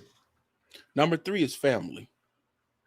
And 1 through 5 is internal. So all these things is within you. And number 3 is, which is family. Our family structure has been torn apart through unresolved issues. We sweep things under the rug. We don't look out for one another like we once did. A lot of the issues that we did not deal with have bubbled, and it's led us to where we are now as a community, where we're pretty much almost like a non-existent community. However, we still have a fighting chance for the people that still want a functional life to work together. So you have all these different things, and this is where my channel really comes in at, when I talk about family trauma, childhood trauma, and I talk about it from a popular standpoint, a popular culture standpoint, because so people can understand what I'm talking about and where it's coming from, because we display our trauma on our reality shows, quote unquote. And it's such on a big scale to where the family dynamic is so dysfunctional, where we accepted baby mamaism. We accepted that's my baby daddy. We accept. I grew up in a family where my grandfather and my father hate that word baby daddy and baby mama. No, they'll say, correct yourself. No, that's the father of your child. That's the mother of your child. It's how you say things, and it's how you really, it reveals in your mind how you see the other person. When I hear the word baby mama, baby dad, to me, you don't see that person as a human being. You see them as like subhuman. Like it's just a thing like, oh, that's just a headache. Because it is associated with negativity. It's not associated with something that you are proud to be with. I'm proud to have made a child with that person, or once upon a time have once had deep feelings for that person. Right. Vaughn, can you do me a favor? Make sure the Bishop's YouTube channel is in the chat, please. Thank you, Wally. Wally be on it, boy. That's my boy Wally, boy. He be on it. I ain't got to worry about him. Wally be on it, boy. Wally, I think Wally got a microphone in my office somewhere. He be on it, boy. He be knowing what I'm going to do. Bishop, this is definitely, because I don't want to hold up your time, but again, I'm going to give people in the chat time. You have given this platform and those listening to you a whole different probably concept than anybody could have ever thought or think. And it would definitely be an honor for you, if you ever have time to come back again, because you've definitely had a wealth of knowledge to give. You've definitely given deep levels of understanding. Would you like to hear from people in the chat? Yeah, I have time today. Okay. Saturday and Sunday is like really my off days. All right. Yeah. All right. Let's make it work. Let's make it happen. No doubt. All right. Ladies and gentlemen, I want y'all to get the likes up. If you have not subscribed, let's go on and subscribe, because these are the types of conversations Uncle Stu was having on his platform. We're elevating the game. We're getting some deep dives into some deep conversations. This is not about fighting people. This ain't about everybody pointing fingers. This is about taking deep dives, getting some answers, and then having a plan of action. Let's make that very clear. This is just not for people to just have conversation. We're looking for a plan of action so that everyone can start doing something, working on something. And if anybody's been following me, you know that I take these conversations and I go back and study to show myself approved, and then come out with content on dealing with that. We ain't signing itch. Recommended. Oh, the book is in the other room. Called Man Not. Oh, The Man Not. That's a good book. So right now I'm in the study of that Man Not book, and taking a deep dive into that book so that I can educate people dealing with that book. So I'm one that is constantly, you give me knowledge, we in there. You want to study? We in there. You want me to compare this book to this book? I don't have a problem doing that. So, I'm definitely on there. But yeah, if anybody want to come up, let me know. Else, hey, me and him will keep on talking. No doubt. But this was definitely good. Now, you said after 3, you got 4 and 5. Mm-hmm. So, do you want to talk about 4 and 5, or is that something you're going to hold off? Because I know it's on your page, and there's nothing wrong with it. I talk about it with the people. Yeah, 4 and 5. What is 4 and 5? 4 is 4 and 5 can actually be interchangeable in order. So 4 is appearance value, and 5 is dwelling value. And we as a people need to really understand our appearance value and how we are seen in the world and how we see ourselves in the world. And sometimes when you don't value yourself, you don't take care of yourself anymore. So you thinking that looking raggedy is cool because you're trying to keep up with the culture, and you just don't care anymore. So you just don't really value yourself anymore. So you start to be picking up behaviors, and I was guilty of it on this platform. Guilty. Where my appearance was just ratchet. Right. And I had to check myself on that. And I said, you know what? I want to be better. And the only way I'm gonna be better is once I learn from this and start doing better in my life. And I need to carry myself a little bit better. So I started trying to tone things down. I tried to make sure that I'm not talking at people, I'm talking with them. And I wanted to make sure that people in my eyes, because in any time, I'm a people's person. I love talking to people. So I like to value people, because at one point in time, people didn't really value me. And I had to really think about it because I didn't value myself. So I had to really learn that and say, you know what? The only way people are going to value me is as much as if I, if I look within myself, say, hey, you know what, BJ, you need to get yourself together, and you need to see yourself as someone that is worth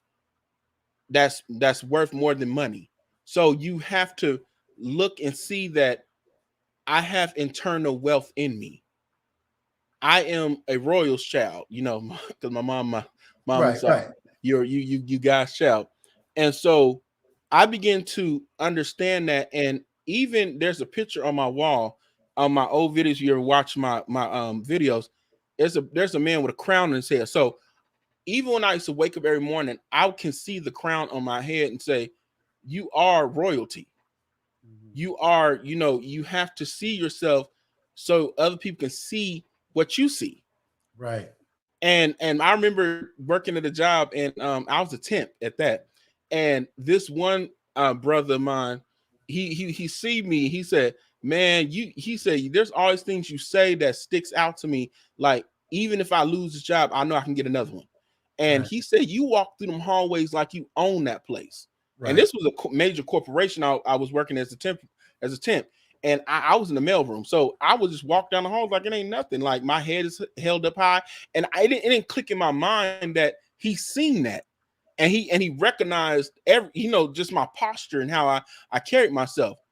And it was just amazing me. And I had to stop thinking about, like, he see that? And I thought about it right before that. When I told you about the song, yes, I had made that declaration and commitment. And this is in my early 20s. And I said, it is what it is. I'm going to do what I'm going to do.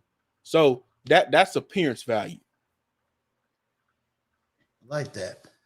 We ain't signing itch. This is my intellectual right-hand man. So when it's time to be taking deep dives in places, this brother be like, I need you to get about 5 of these books, huh?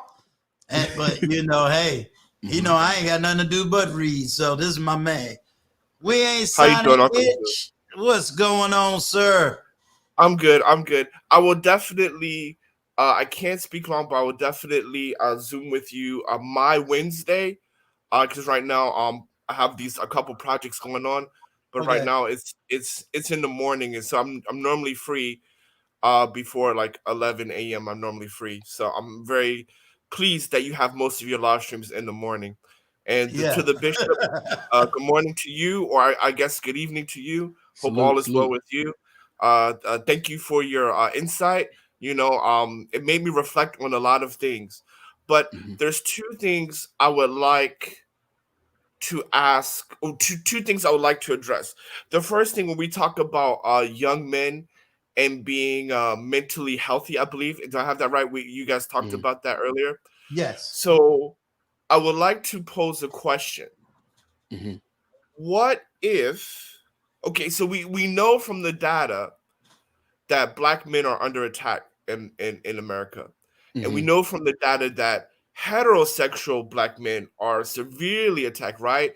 Because Mhm. you see hit pieces like straight black men or the white people of the African American community. Right. And then you have all the other stuff, right, going on as well, right? Like saying that we're misogynists and things like that.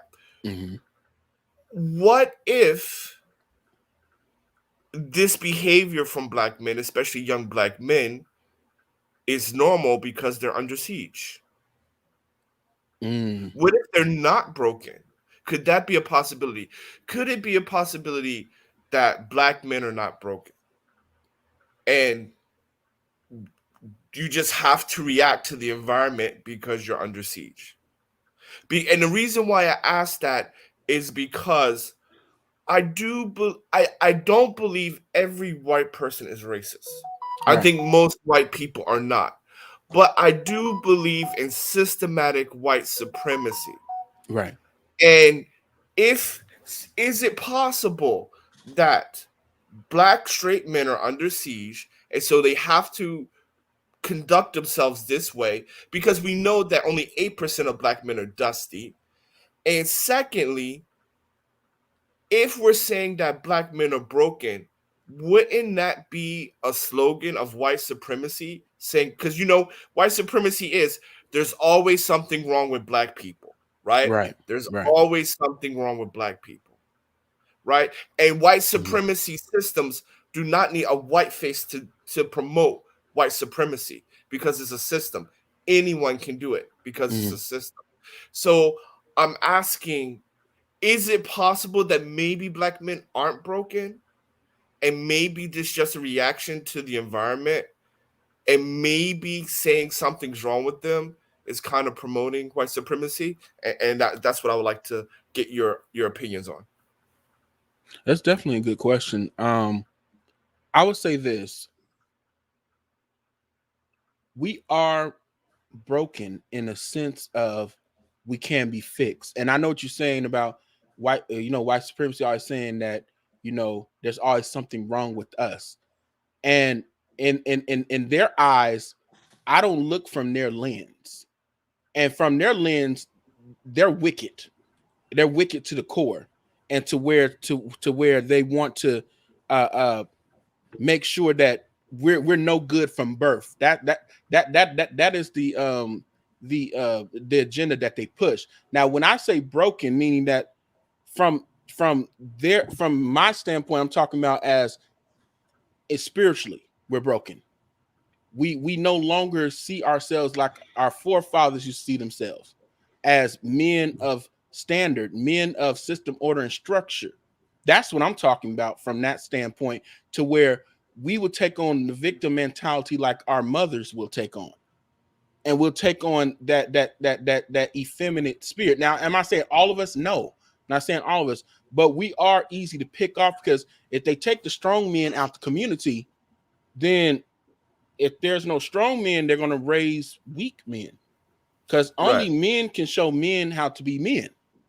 Let That's me I how don't it think it's Right. goes. about let me strong or let me weak let men. me let me I don't ask think a it's about question. strong or weak men. Oh, go Yeah, ahead, hold, Uncle hold, Stu. hold, I'm hold sorry. on, Judge.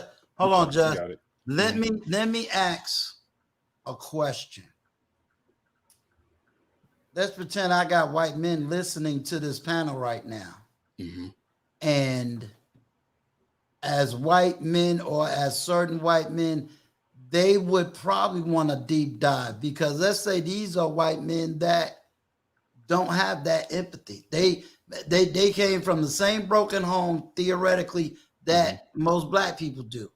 Or let's take the argument that they don't come from broken homes, but they don't wake up every single day trying to oppress black people or put black people down.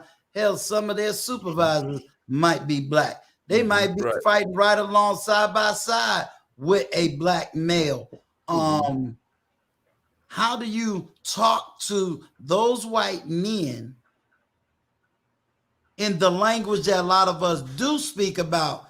White oppression, white man doing this, white man doing, and they're sitting here going, well, damn, I don't wake up every day thinking about it. I'm just trying to feed my own family. I'm not really, matter of fact, let me put it out there. Here you go. Yes, John, you are one that I was thinking about. He says, I'm one of the strongest men you ever meet, raised from women. You cannot broad stroke comments. And Yeah, that's see, what and- I was that's what I want to kind of address, because Right. I think it needs to be intellectually spoken about, Mm-hmm. but it really needs to be understood. And I'm gonna tell you why. For me, it becomes too broad stroking and too misunderstood linguistically. Right. One, it becomes broad stroking because when I think of power, I know a lot of white people who really don't have power. You understand what I'm saying? Yeah, they don't right. have it.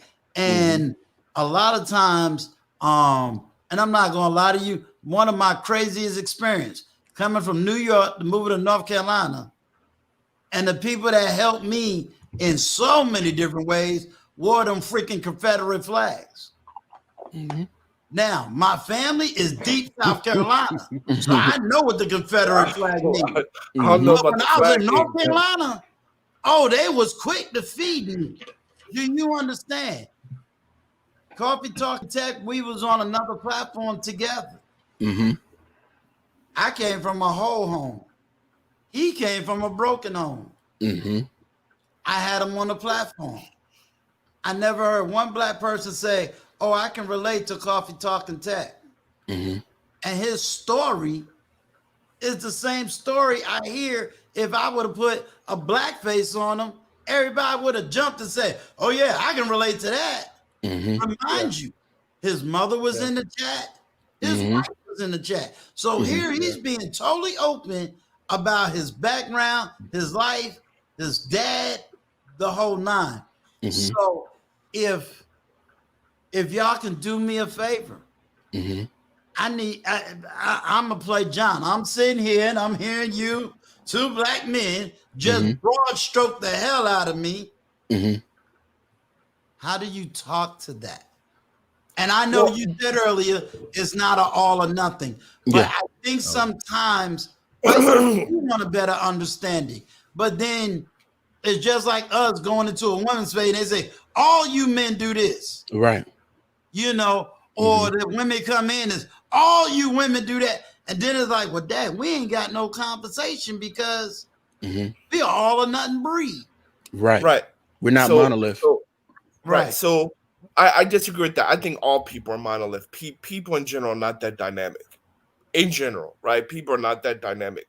The average person does the average thing, regardless of race, actually.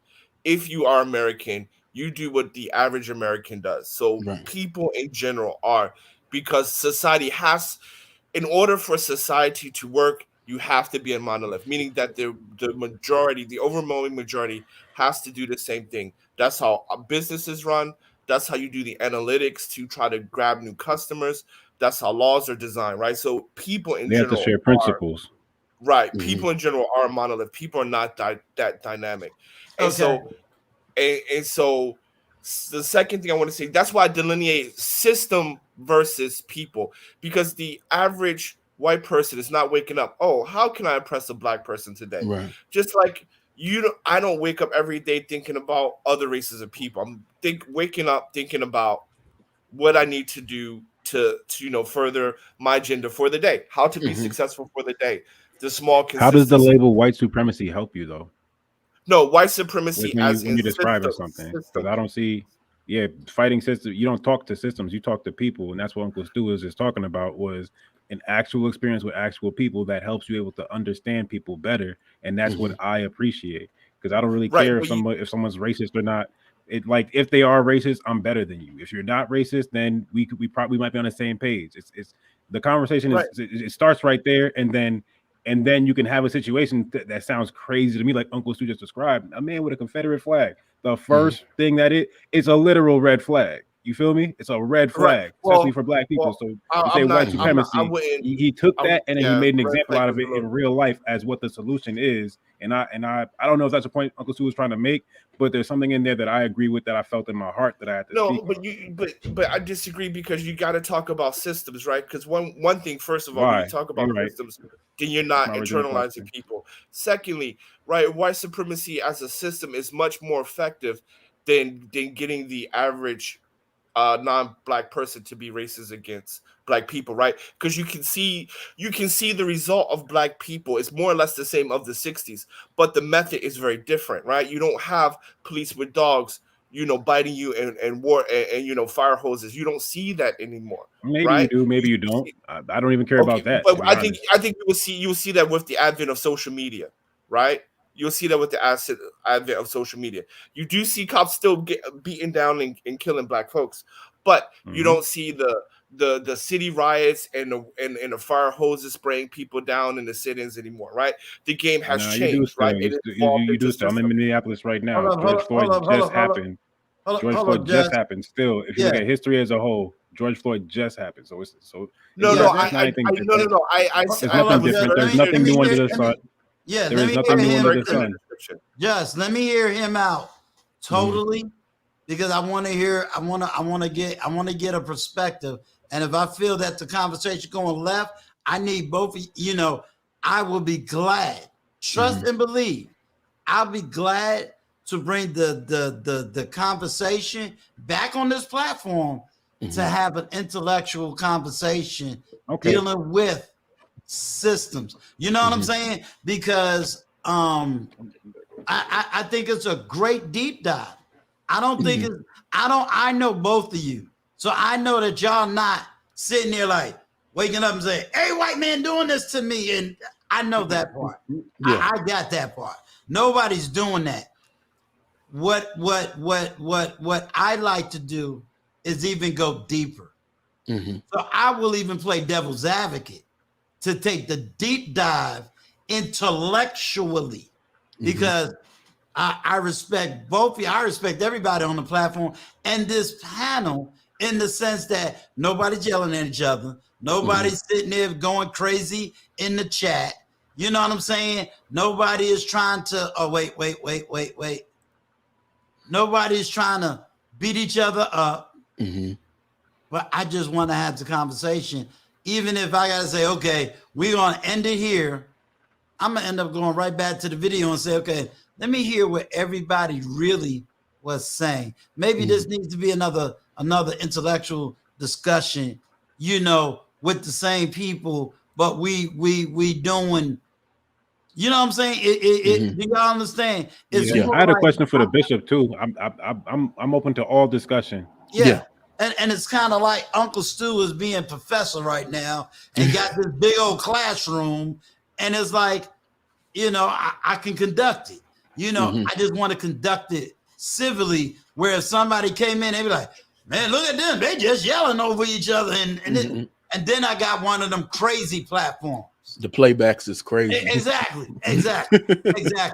And because I do know what the funk, I'm saying what the funk, we ain't signing itch. I know him and I know his heart. I know you, and I know your heart. You understand what I'm saying? I know Bishop, I know your heart. So I know that y'all not out here all over the place doing crazy stuff. Y'all really trying to take that dive and make that next move, and you know what I'm saying, be better men than you was yesterday. So I fully know your heart. What I try to be, Go ahead. I'm sorry. Yeah, Go ahead. well, actually, thank you for the pause, because you know what? Because I rarely get into race relation discussions, so Right. I'm going to rest my sword here, because that was not the intention. My Right. intention is that could we stop saying that black men are broken? That was my intention for this, saying that maybe we're not broken, maybe it's the environmental influences, because We can agree on that. I don't think black men are broken. I don't think it's healthy to keep saying that we have some issues, because I don't think so. Because when you compare us to the standard, we meet the standard. And not only do we meet the standard, we have done it in a shorter period of time. From 1968 with Jim Crow to now, we have met the standard.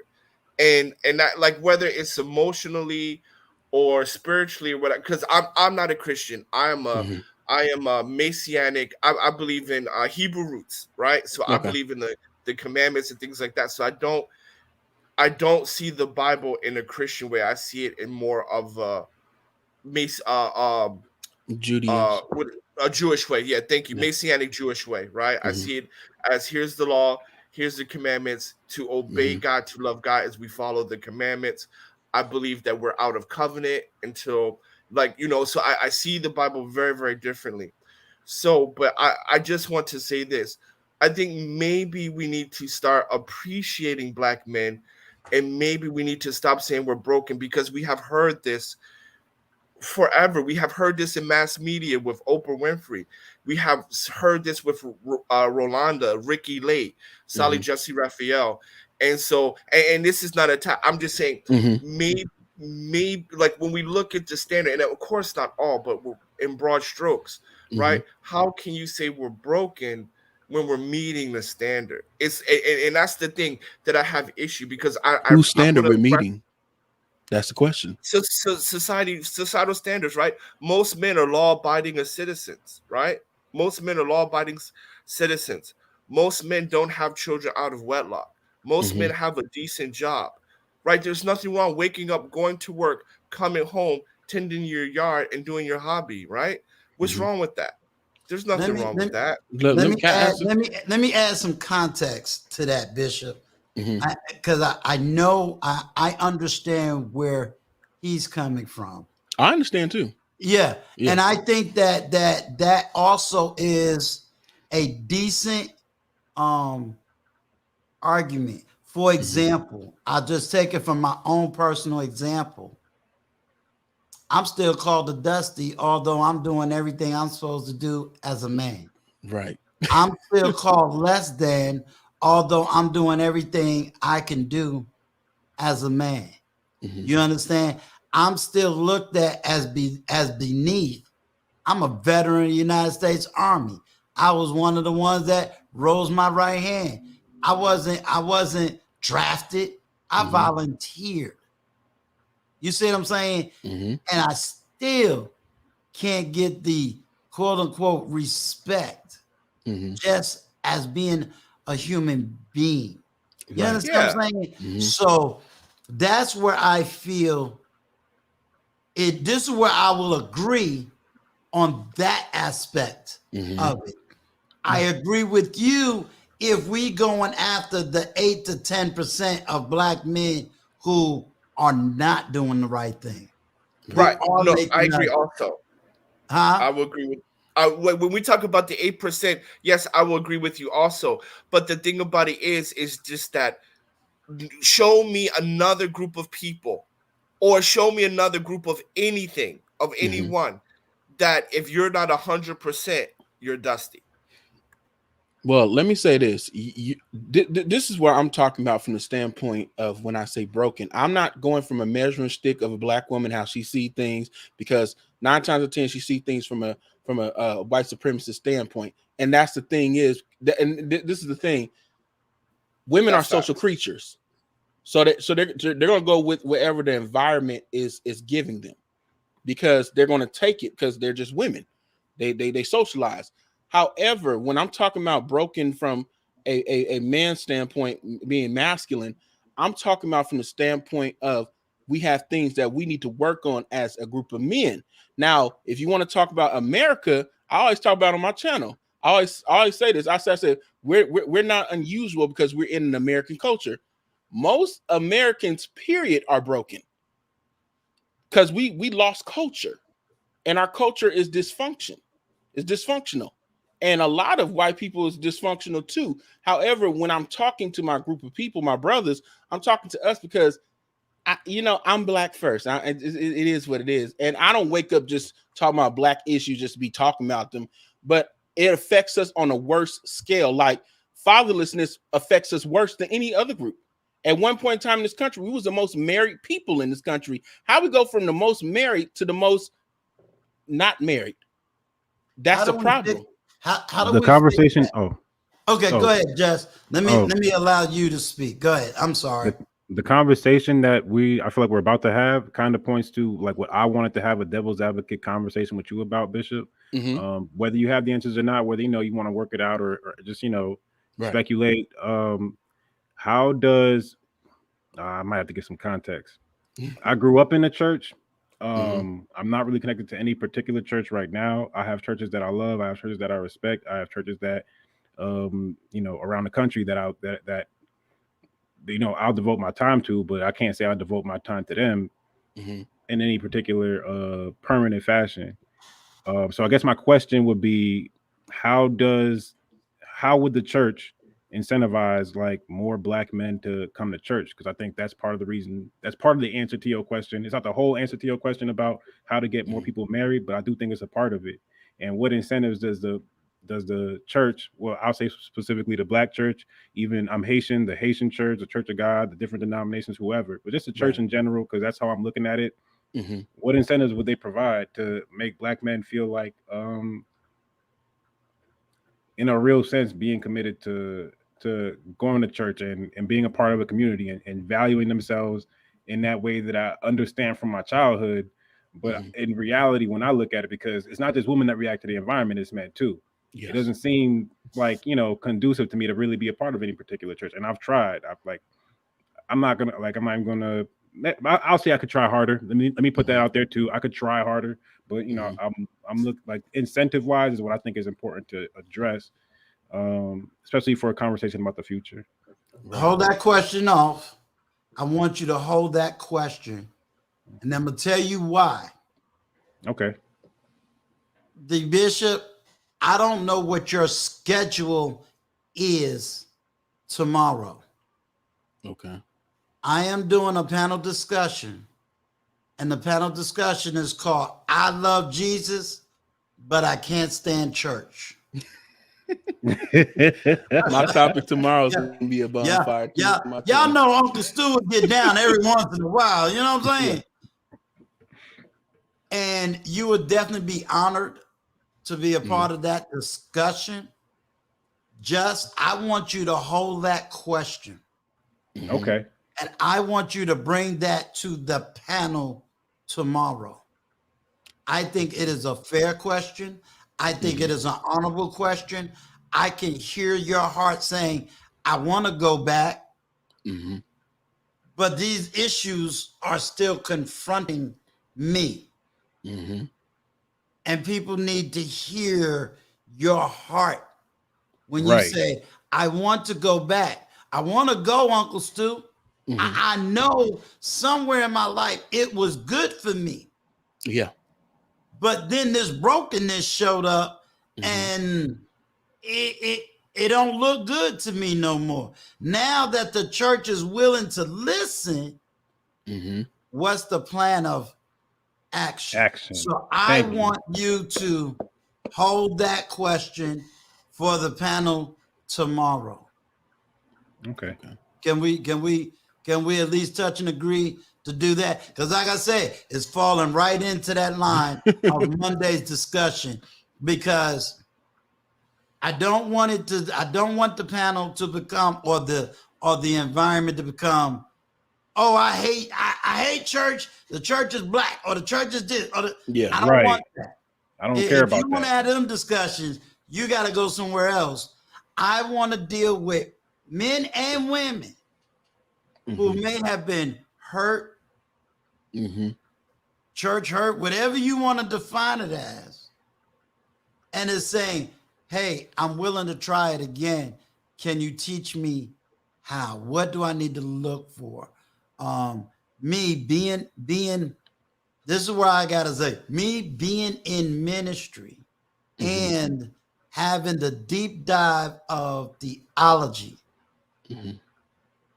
I see a broad stroke of things. Right. So understand that I've traveled the world. So when we ain't signing itch, when he speaks the way he speaks, I have a deeper dive into understanding where he is. You understand what I'm saying?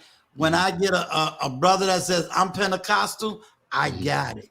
Right. When I get a brother that says I'm black and Catholic, I know what he's talking about. When I hear another brother say, well, I'm not part of this, I'm a Muslim. I spent 16 years being a Muslim. I understand the Quran. You see what I'm saying? So I understand these things, but at the same time, I'm taking the deeper dive into understanding certain sociological arguments.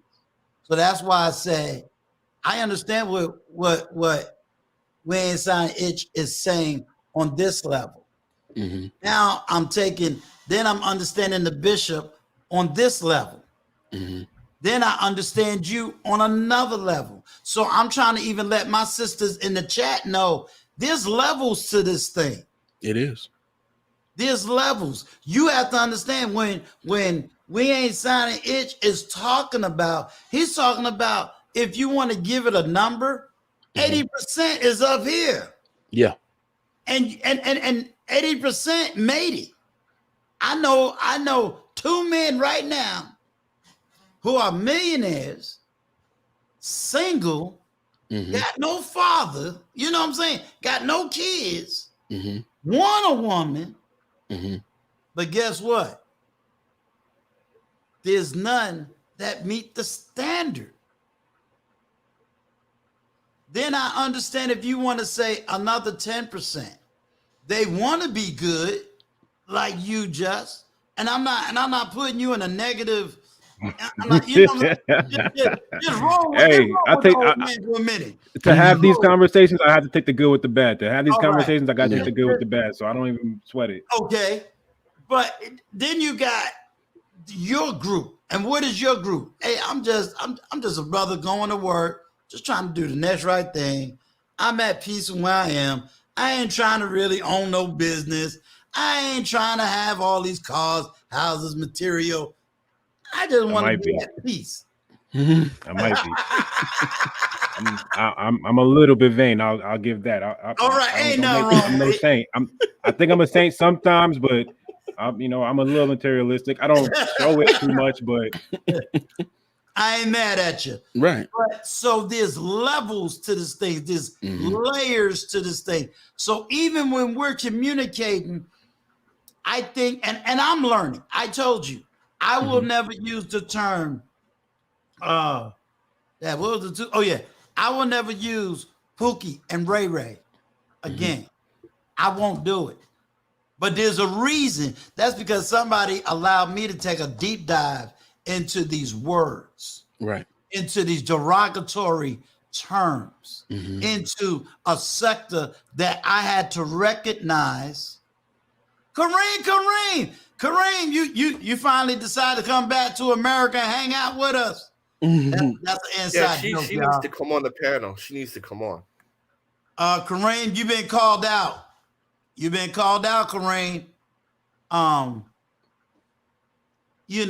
won't use these words because I had 3 men that came from the quote unquote Pookie Ray Ray background and had real open-hearted conversations with me. You understand? And I'm just now studying the inside of this book. And after reading the introduction, I haven't even gotten into the chapters. I denounce me saying that. Because when people really begin to hear what Uncle Stu got to say, when I say, I won't use Pookie and Ray Ray, why? Because here's a reality everyone's going to have to agree with when I break it down. Mhm. All of us has benefited in some shape, form, or fashion of the very people we want to dehumanize. Mhm. And I'm going to raise my right hand. I'm one of the first. Mhm. Can what you say? Sometimes we got to admit when we wrong. Yep. Right. Well, Be- can I say something if I may? Just really Sure, quick. sure. Okay. I seldom advocate for my social economic group, right? I'm always advocating actually for the the middle class, the everyday law abiding citizen guy. But there are Pookie and Ray Rays. Like I I grew up with them. There are some, if you out here without any discipline, you Right, know, you are, right? I right, mean, because you can control that. You can control that. You can right, control who you get pregnant. So there are some. There are some, and that's all I want to say. right. Let me explain why, just for me, why I refuse to do it anymore. Okay. It goes back to the Richard Pryor era.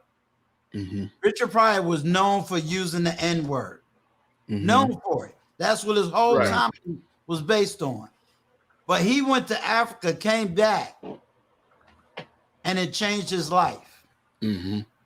Yeah. And for me, I cannot sit up here as an older gentleman, as one that has been through things also, and one that has to recognize that I had grace. Mhm. I had a grace that is deeper than I ever could imagine, because I can't imagine growing up in worn, torn. Now, I've been in the military. I know what a worn, torn country look like. Mhm.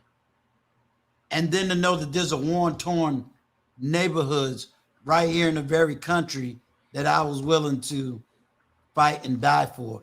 And to really explain it to people, you Mhm. got worn, torn white neighborhoods, you got worn, torn black neighborhoods. Right. You feel me? Mhm. But at the Right. same time, I have to recognize grace. And I'm gonna say something. We ain't signing it. You want to know what hit me? Mhm. Of Yeah. all the What was that? conversations, we had, I asked you how you got out, and you said by the grace of God. Oh, that's That true. hit Yeah. me. Yeah. That hit me harder Mhm. than any statement anybody can hear. Because anybody that knows that you and I rock together, I've never heard this man speak about God. Mhm. And when he said, "I got out by the grace of God," Mhm. I immediately bought this book. I said, "Wait a minute. I need a deeper dive. Mhm. I need a deeper dive." Why do I say I need a because wait a minute, are you telling me? And then there's another young lady that she's in my chat. This lady went on a 2-hour rant. And I don't want to say rant. Mhm. She was hurt. Mhm. She went live. She expressed herself, and she said things that just made me speechless. I mean, really listening to her. And I said, because of her, I will not use the term 304, Mhm. because it gave me a deep mental understanding of a pathology that is mind blowing. Mhm. Mind blowing. That I can't even say, "Oh yes, hallelujah, praise the Lord. I Mhm. understand you." Right. No. This is one of them deep dives where it's like, damn, money can't solve this. This is deeper than what I could ever have imagined. Mhm. Ever have imagined. So, but that's for me. That's not for everybody. It's Mhm. my way of saying to that sector, that group, I love you. I may can't understand you. I may don't, I never been there. I've seen it, but I'm going to give you the love and compassion that even you need. If I can't help you, at least you know someone has taken the time to understand. Right. Okay. Welcome to the panel, everybody. This is my firstborn, oldest child. Lord, she made me feel old yesterday. And she just had her birthday, so she's probably celebrating it for the rest of the week. Welcome, my daughter, Tiana, the miracle. Spikes. Hello, hello. Hello, hello, Hey, Tiana. hello, Hello. everyone. I'm celebrating all month, not just a week.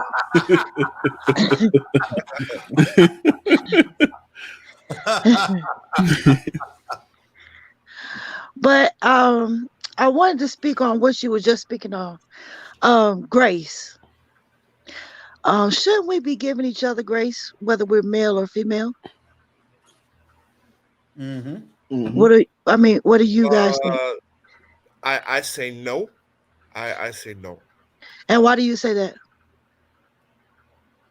Okay, I think we should. Okay, everyone deserves and should receive common courtesy, right? Mhm. But again, like I'm a Hebrew roots person. I'm not a Christian, so Right. my understanding of grace and things like that are very, very different. Like I do Okay, believe in God, I just don't talk about it a lot. okay, But I do believe that the commandments that were given on the mountaintop are not done away with the birth of Christ. I do believe in the Messiah and all that, but I just see things very, very differently, and I understand things very, very differently. So I okay, do think people should have common courtesy and respect for one another. Like when I meet people, I give them good faith effort until they no longer deserve it. But grace, no. And I'm going to tell you that is for everybody in the chat, and anybody that's listening. For some of y'all, that might be harsh words. For some of y'all, that might be harsh terminologies. But I'm here to tell you, for at least 80% of most theological teachings, he's absolutely right as far as the way he's thinking. Islam doesn't have this great deal I of think you words called froze. words called grace. In a lot of religions, it's semi-black, white with a little bit of gray. So please do not take that harshly. That is a whole nother discussion and conversation that is almost impossible to have on this platform.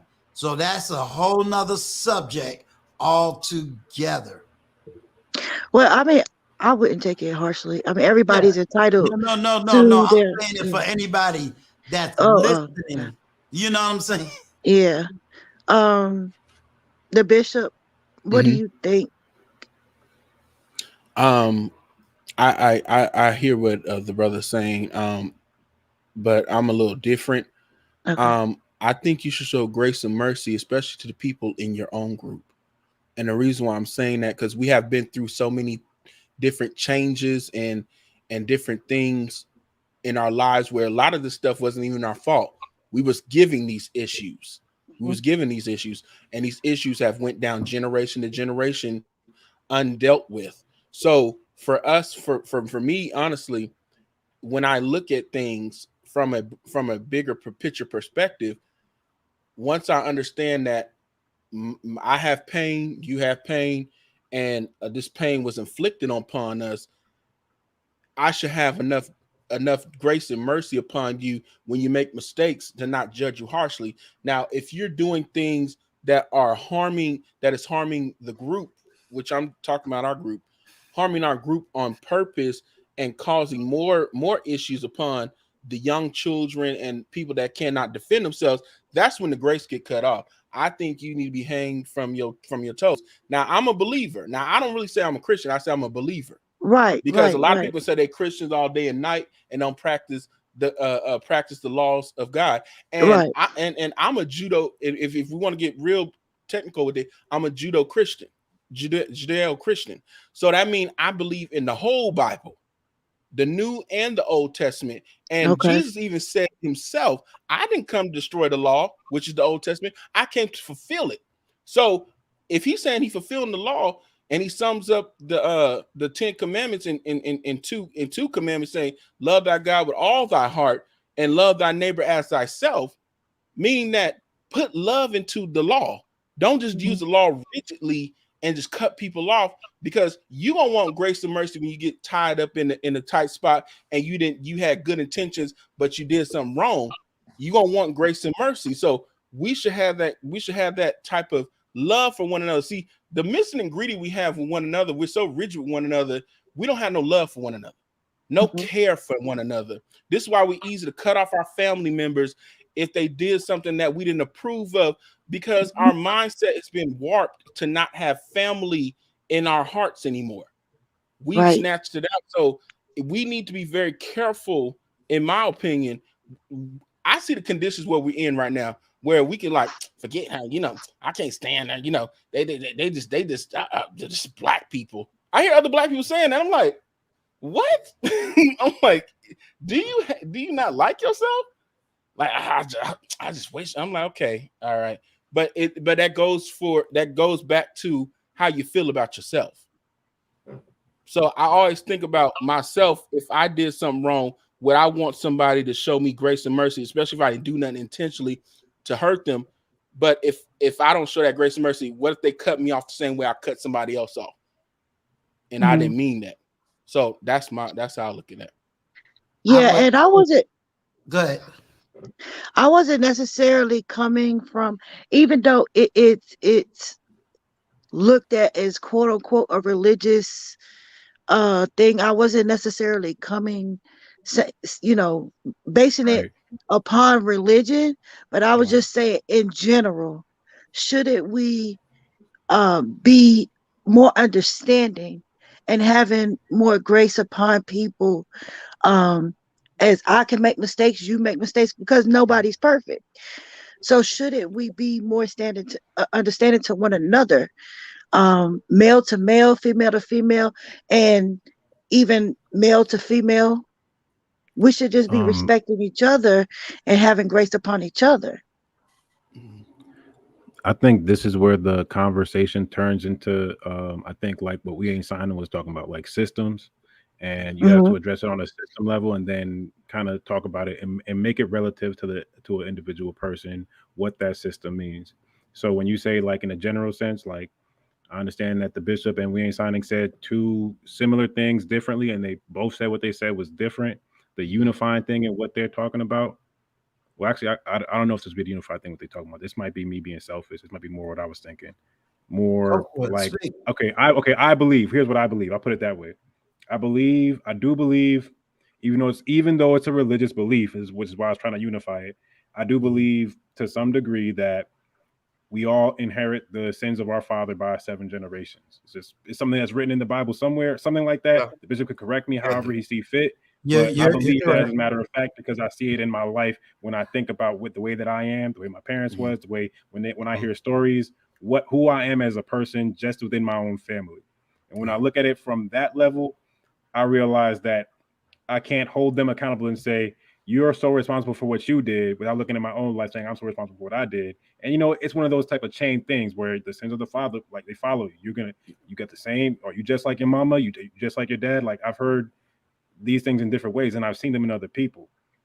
When you learn to correct those things and you focus on yourself in that way, you find that grace isn't a word you can play with too much, because you realize to what degree you don't deserve it by your own actions. And then when you try to judge your parents, you realize they was human too. They was going through the same stuff too. So now when it comes, now take it down to the relationship between people amongst each other. Everyone lives their own individual lives, but a lot of things that we're going to come together on, we're all going to have our own. I think the coffee and tech guy was saying something like that in one of the comments. Like people can only agree with each other on systems that they agree upon. Like we have to have some type of value that we share, and that value being shared is where you focus your energy on. and whatever energy it Right. takes is the energy you have to give, because that's the sacrifice that God is requiring of you. Let's not call it Mhm. God, call it whatever you want. That's not God. If it's not about religion, to Mhm. me, I can, like, it's easy for me. Maybe I'm just not smart enough to think farther than that, than, some scientists, but it's easy for me to just say God is responsible for that. Like, Mhm. for the Well, burden that I have, and that he'll never put more on me than I feel like, then I'll say, whether I feel it or not, that I can actually bear. So when I think I about the agree. grace that I get from other people, I look at them that same way. And there's a saying, do unto others as you would have them do unto them you. doing to you. And it's Right. deeper than just Mhm. you do something nice for somebody, expecting they're supposed to do something nice for you, or they're Mhm. wrong. It's more, do unto them the way, if even when you was wrong, that they would treat you with that same grace. And Right. that doesn't mean that you're gonna get what you want from them, or you're gonna be, be the right person for them, be the right person for them, whether it's that deep of a relationship, or whether it's just gonna be a stranger passing by that had, a message from God that you didn't know you needed, or not. Don't call it God, call it whatever you want. You know what I'm saying? It's like, Mhm. these things relate on a personal level, so that when you look at the world a certain way, like, you might be looking through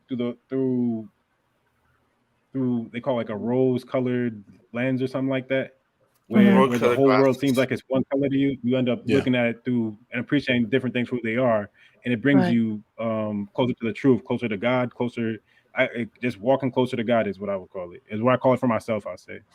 Okay. Yeah. Well, let me say this real quick, because this is why, and I won't say anything more about religion, because this is why I don't talk about it much, because um I'm not, like, you have to kind of explain things. So when you ask me, does grace exist, right? Or do I believe in grace? I say no. And this is the reason why. Because if I offend you, right, then Mhm. I need to do recompense to make it right. Right? I can't There you just go. say sorry. I'll do recompense to make it right. So Mhm. if you wrong me, and you made it right, you made the wrong right. For example, you stole money from me. Instead of just saying sorry, you or, like, let's say you broke my window. Instead of saying sorry, your son fixed my window. So now we're right, we're whole. So now I will forgive you, because you made it right. you Mhm. you see what I'm saying? So Mhm. that's where we come from. We don't come from a place where it's like, okay, we never forgive you, or we hold ill will towards you, or things like that. We just believe in making things right, right? Because grace, how we understand it, is you're just forgiving without making things right, No. right? Well, No. No. That's Oh. that's our belief. That's our belief. So I Oh, really don't want okay. to get into that. So let me. But the reason I want to say one more thing, Who's our and then belief? That's the question I want to know. say again. Who's our belief? You said that's our Hebrew belief. roots, right? Hebrew Oh, roots. That's people who follow the Hebrew roots faith, right? I follow it. So, right. So, so, well, I guess that according to what I learned in Temple and what you said, is very different messages. So, but that's fine. That's fine. Mhm. But The because reason I don't. Christianity is important, no, no, no, no. aside Hold, No, hold no, from, on, I don't hold want on. to. I don't want. I'm not getting into that. Yeah, I'm not. because see, what's I'm going to happen oh, is okay, okay, everybody's going to yeah, have their own individual Yeah, beliefs. they are. yeah, This is why I yeah. didn't want to take no deep dives into the okay. grace aspect, because that's why I said earlier, once you start doing that, then you gotta establish what this word mean. Then we start going tit for tat Mhm. into Right, which right. book, Oh, I don't want to do that. philosophy. I don't Yeah, have to No, use no, no, Well, Christianity. no. I don't have to that's use why I Christianity had I to to just want make to my say swing point. this. that I just want to conversation. say, Yeah, yeah, go ahead. actually, I want to get off that. I don't, because I never talk about God, so I want to get off that. I Right, respect everybody beliefs. I have right, mine, you have yours. We can just, leave it at that. So, but the right. reason why I asked Karina on here, because I wanted to get back to the original topic of vulnerability, right? Because you Yeah, and the Mhm. bishop talked about vulnerability, and I apologize, because it kind of derailed a lot for like the past hour. yeah. But That's why I was trying to get yeah, it back. right. So so so back to that topic, because, and I asked Kareen on here because I think Kareen kind of has the same viewpoint as I do, because I think men should not be vulnerable to their wives, right? And for a bunch of reasons. But I think men should not be vulnerable to their wives. You have your friends, or like what Uncle Sue said on the other platform, you have your wolf pack, right? Mhm.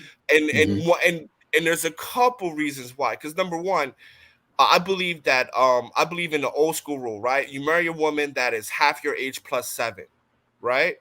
Mm-hmm. So I have more like I'm 42, about to be 43 in a couple weeks. My wife is 27.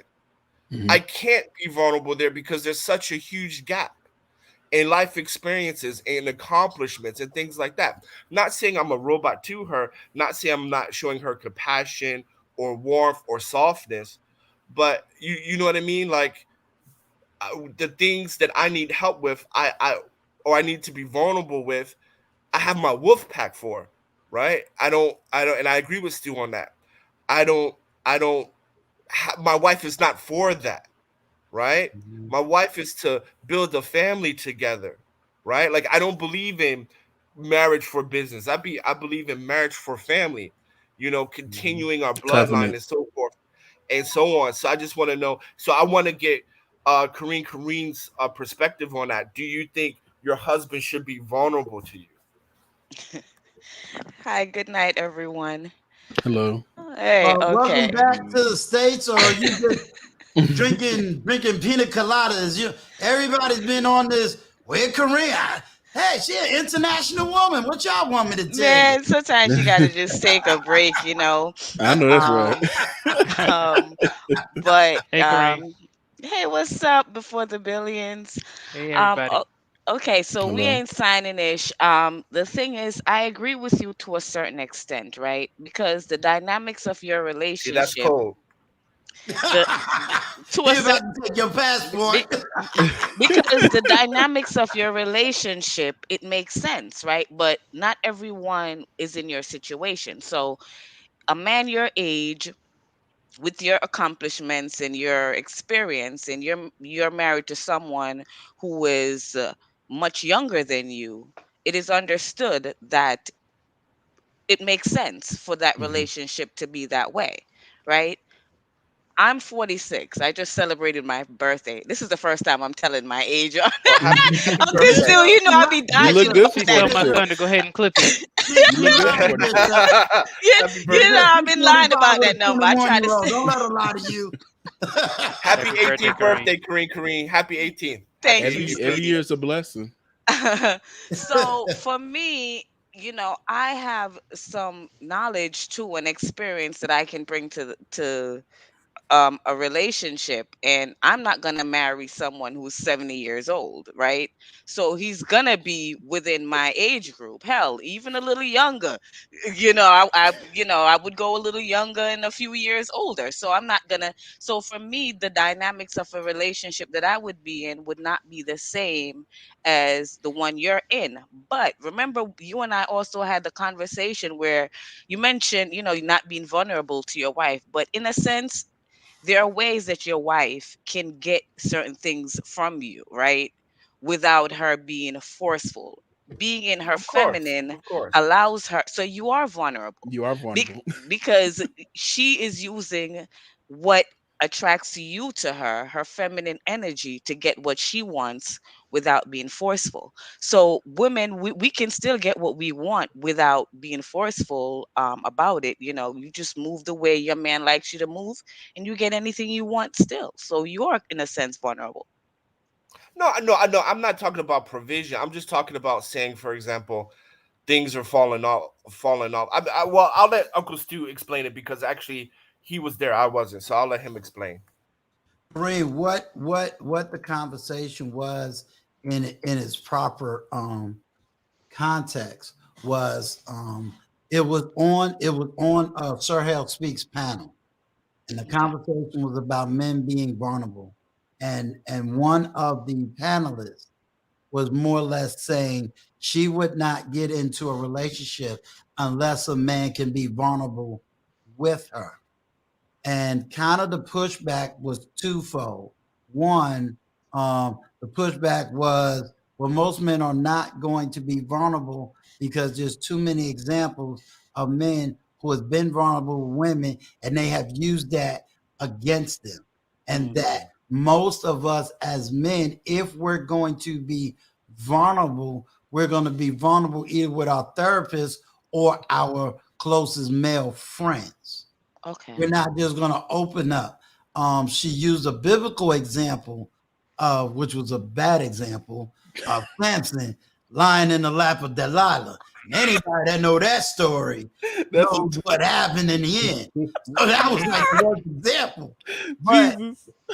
yeah, but but the argument, Kareem, was more of men being vulnerable with women. Then the definition of vulnerability was shown on the screen, which made us take even a deeper dive of saying, first of all, if something happened to me and I'm emotionally broken or something emotionally happened, I'm more likely, even at my age, I'm more likely to call before the billions than I am to call you as a woman, or to Right. call my own and say before the billions XYZ.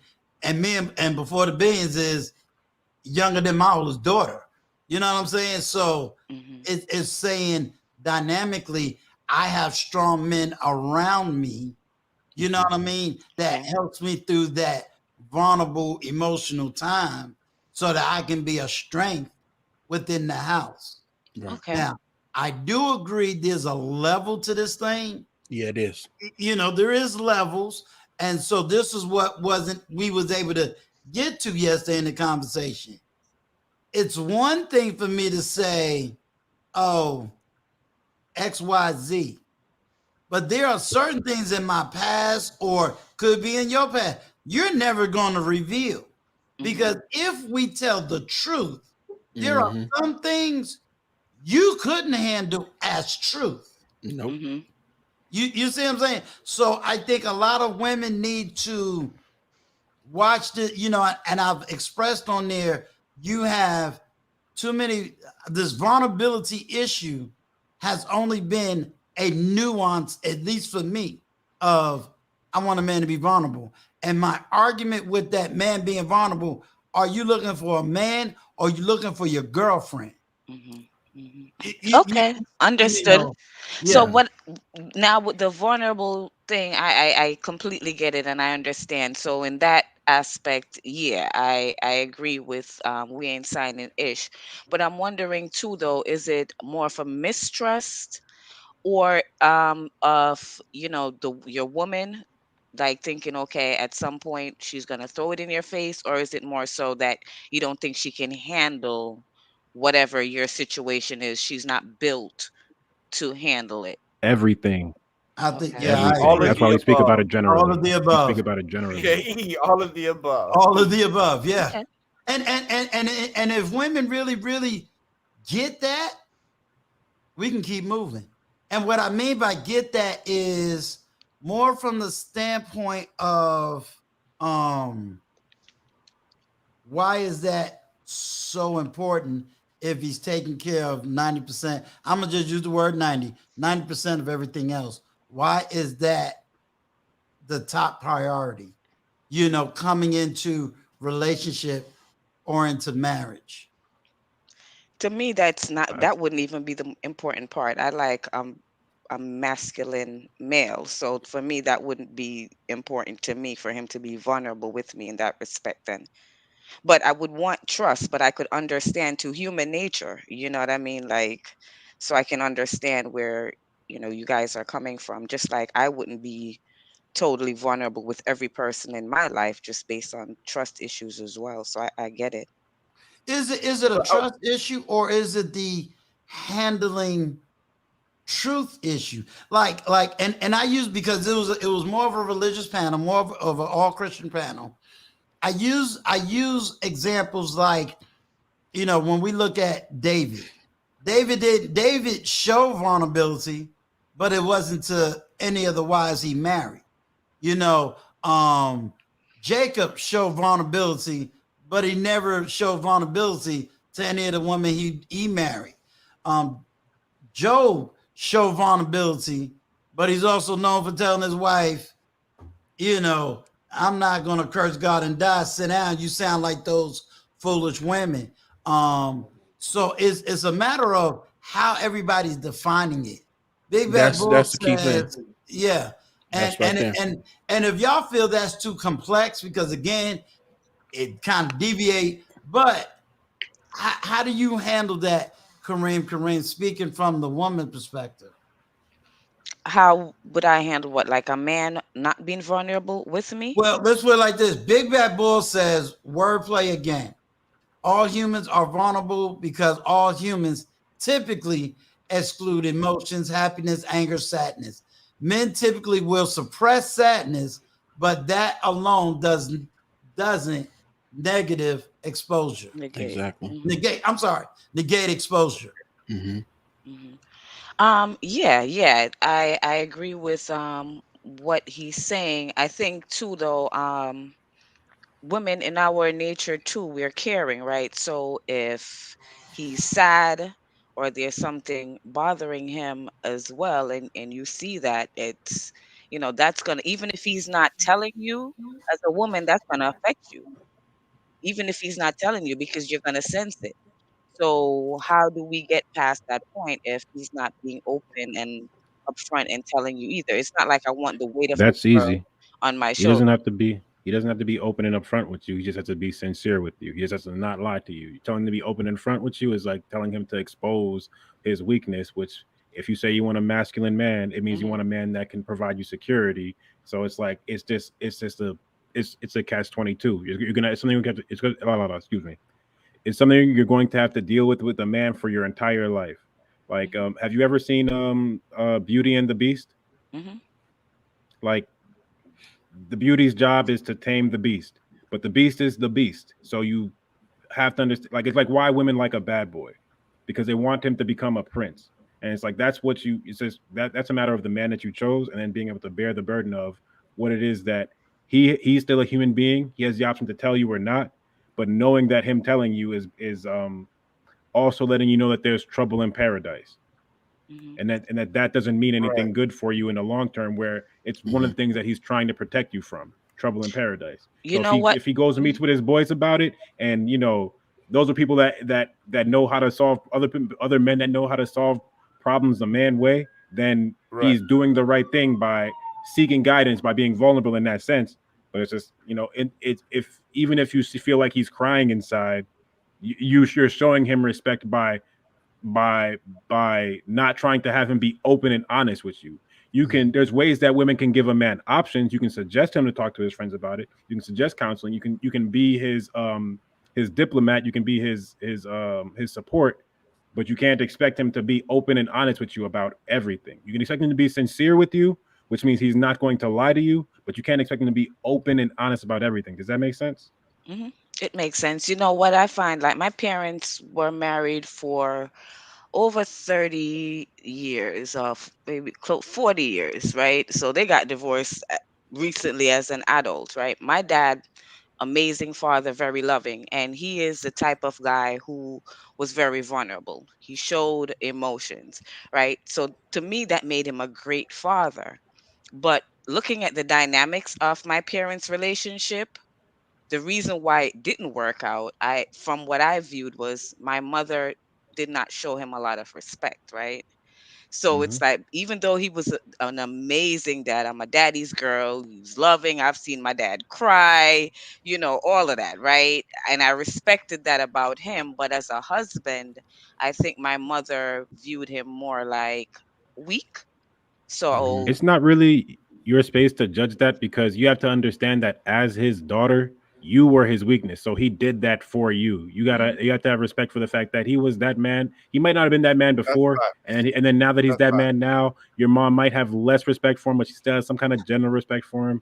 But oh it's yeah. like jealousy between women. It's not like your mom doesn't like you or doesn't like him. It's like she's just seeing something different and reacting the way she should. So as children, we don't judge. That's why, you can judge. That's why we're not supposed to judge, is because that love that you spoke about your dad had for you is likely the reason. If I don't know him from a can of paint, if I asked him, if I said it was about you, he'd probably say yeah. Or if I Mhm, asked any father, I'm not a father myself, so maybe I'm not the right person to talk on this. But if I ask any father, I feel like if I just asked them that, they'd be like, well, my of course my daughter looks at me that way. I want her to see emotion from a man the right mhm, way, the way I want for her. You know what I mhm. mean? Mhm. Oh, and I respect and love him for that. I think it's not a matter of judging too. It's more of an observation, right? You're gonna make Okay. observation based on your surroundings. So it's not judging in a negative way. It's observing and saying, okay, this is what I saw on both ends, and this was the ultimate outcome. Now him and my mom, they still have, for the holidays and for Thanksgiving, he was down there in North Carolina with them, but the relationship fell up unraveled, and I saw how she would speak to him, Hmm. so I noticed that it's not a matter of judging, it's more so observing. Right. Okay. Let me say this. Uh, I want to thank everyone in the chat. Um, my daughter was saying she was trying to go that direction when she was bringing up the grace conversation. She was trying to bring it to more of the relationship aspect of the grace conversation. I was trying not to let her come off the chat because I was trying to get it back to where we originally started with the vulnerability. So, I just wanted my daughter to know I wasn't trying to get her off of there. I knew where it was trying to go, but I was trying to get it to circle back to where we was at. So, we're gonna definitely address that issue. But before we do, I got before the billions up here. Bishop, how are you feeling? Because you are the host and this is your time slot. So how are you feeling, sir? I'm feeling fine.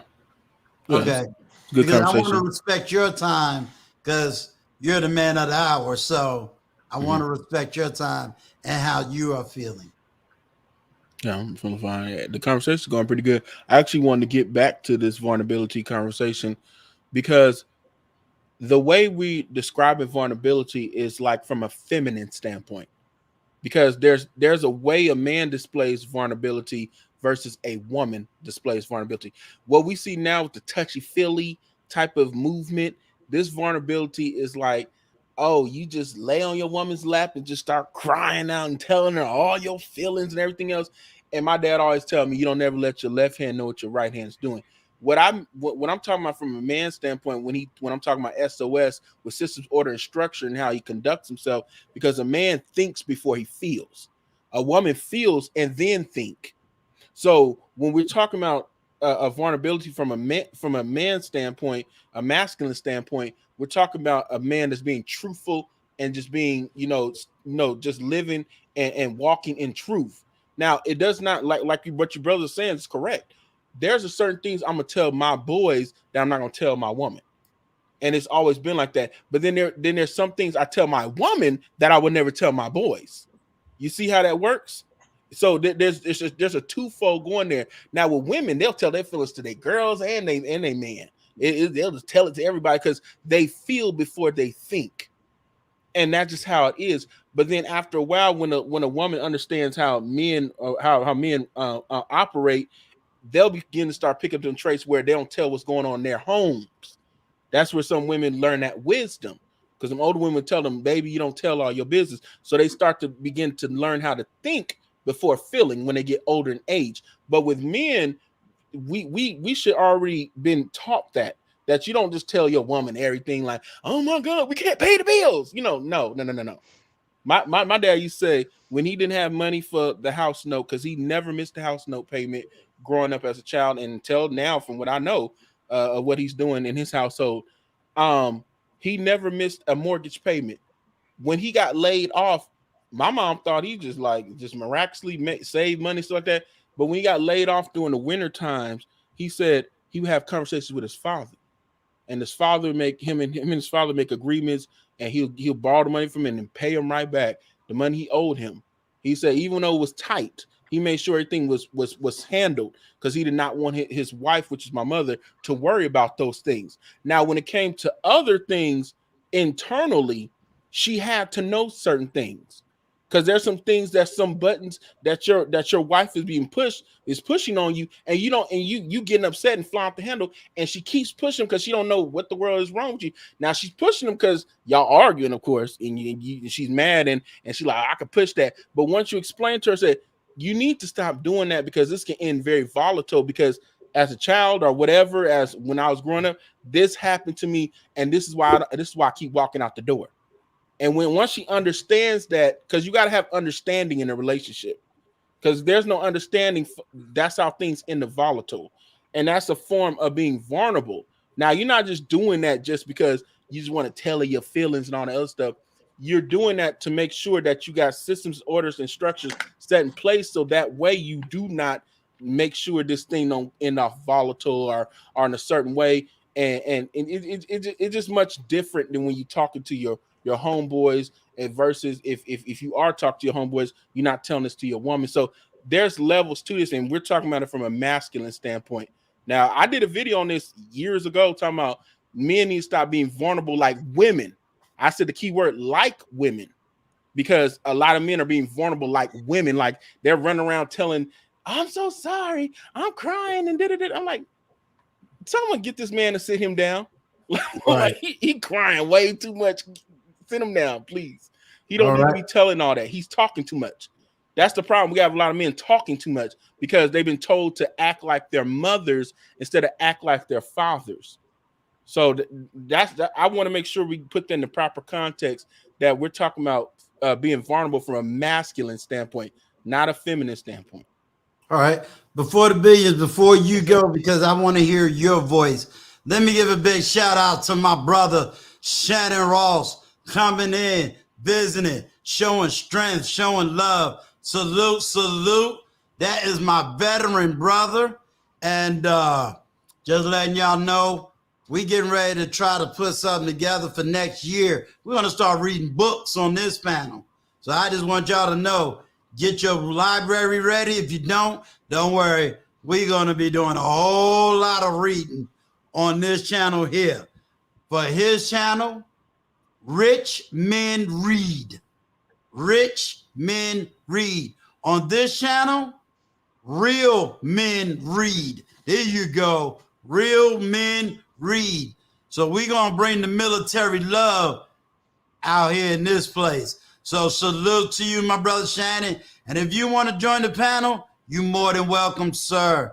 The next thing, if y'all loving these conversations, you loving the fact that these conversations are civilized, they not crazy, they not psycho, they not going off the rails, folk ain't blowing up the chat with cuss words and fighting and all that other crazy stuff. Men and women on the panel have an intellectual discussion that we could all take a little piece of something off of this table, go back home, learn something, and then execute a plan of action. I need you to go ahead and subscribe, because let me tell you one of the plan of action. Shannon has given me the challenge.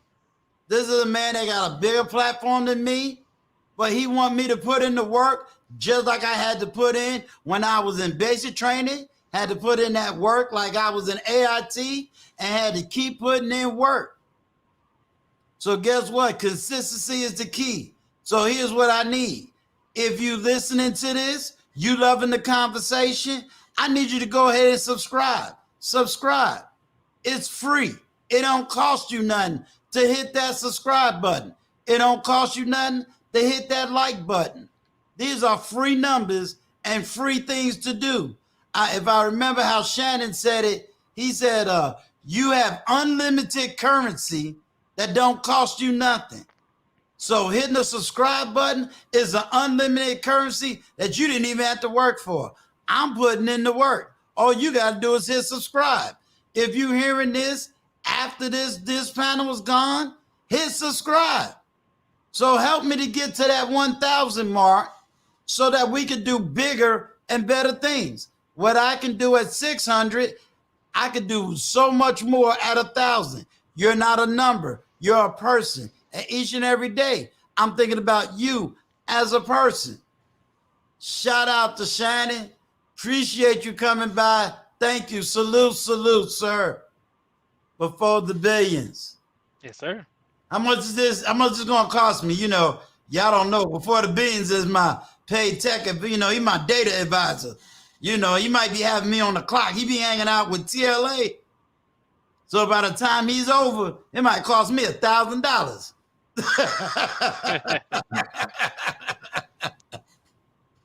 Well, yeah. So thank you for having me up here, Uncle Stu. I really do appreciate it.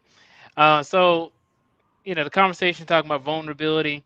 What I'm hearing more so is like being transparent. I know the bishop was talking about his father and how he would just not tell his wife that didn't have the money for the bills, and he would go ask his dad. Well, with me, it's like I would rather just be transparent, be like, hey, you know what? We have to kind of cut back on some things, right? Like if I simply did not have the money for it, and I'm like, okay, I'm looking for a new job, I got laid off, stuff like that, right? I wouldn't just leave you, without knowing, because then, it's kind of escaping accountability. It's like, okay, you lost your job, and then now if you couldn't ask your dad, I don't have that situation where I can ask my dad. Kareem knows. I told the story about how I went about my house. My dad was all upset about how much more I paid extra for the house Mhm. because we're in a seller's market. And then my dad was like, "Man, don't be coming to me ask me for no mortgage payment or nothing like that." He straight up told me, he's like, "No, don't come to me for ask for no money. Ask uncle." Stuff like that. So, with that being said, is that I don't have somebody I can just go and make a deal with or anything like that.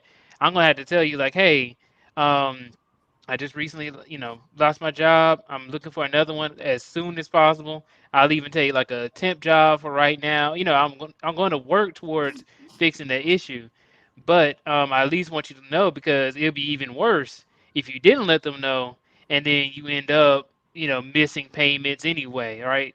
Because you don't have the other person to ask. What we ain't signing. I don't know if you can say we ain't signing this or whatever, but Yeah, he took off the ish part, all because right. we were running up on them Christian channels. So, all those religious people couldn't say the last word. Yeah, so I just keep it short now. I just keep it short. All right, I'm we gonna ain't signing. I'm in the process of rebranding. I Okay, understand. I gotcha. understand. All right, trying to clean it up. Yeah, you gotta clean it up. Yeah. I understand. But what he was saying is that he was talking about vulnerability and how he doesn't think that men should be vulnerable to their wives.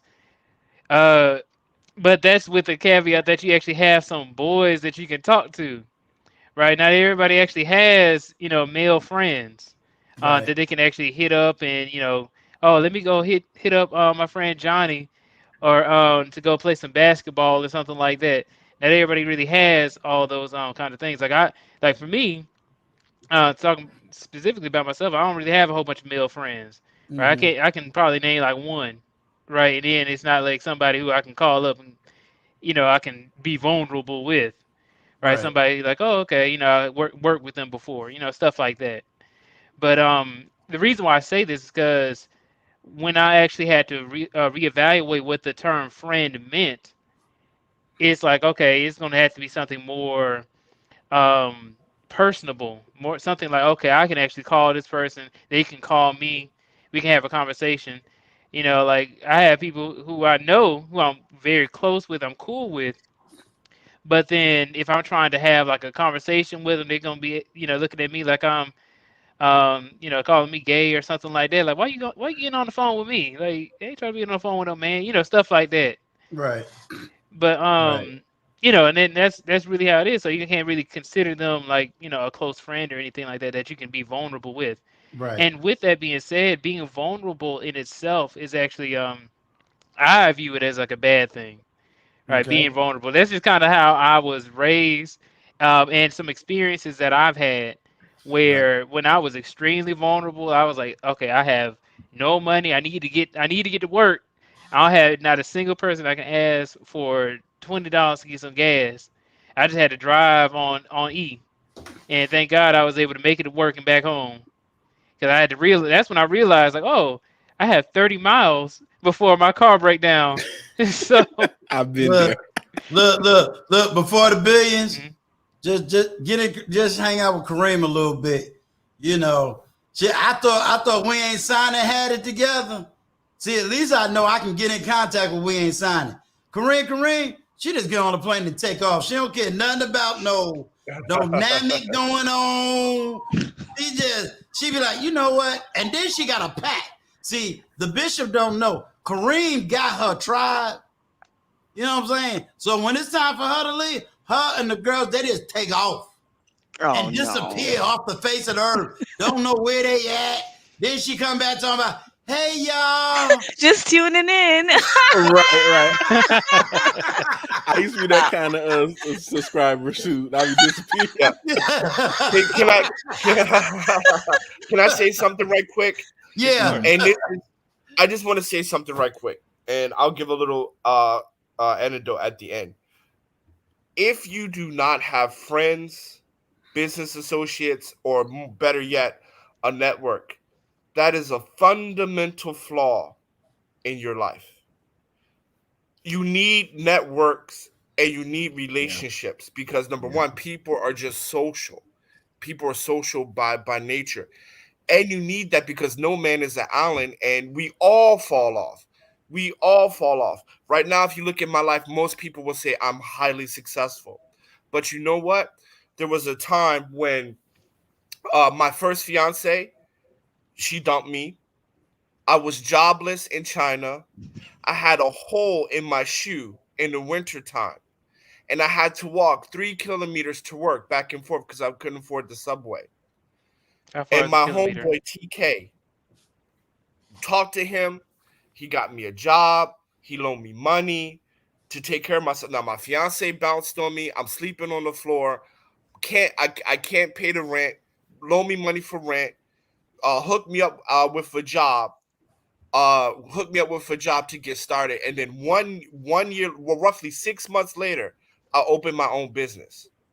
But I had friends and relationships and then friends and relationships that helped me to do that, to help me not go home at 38 years old sleeping on my mother's couch. Because my mother told me, I'll just come back home. And I said, I can't.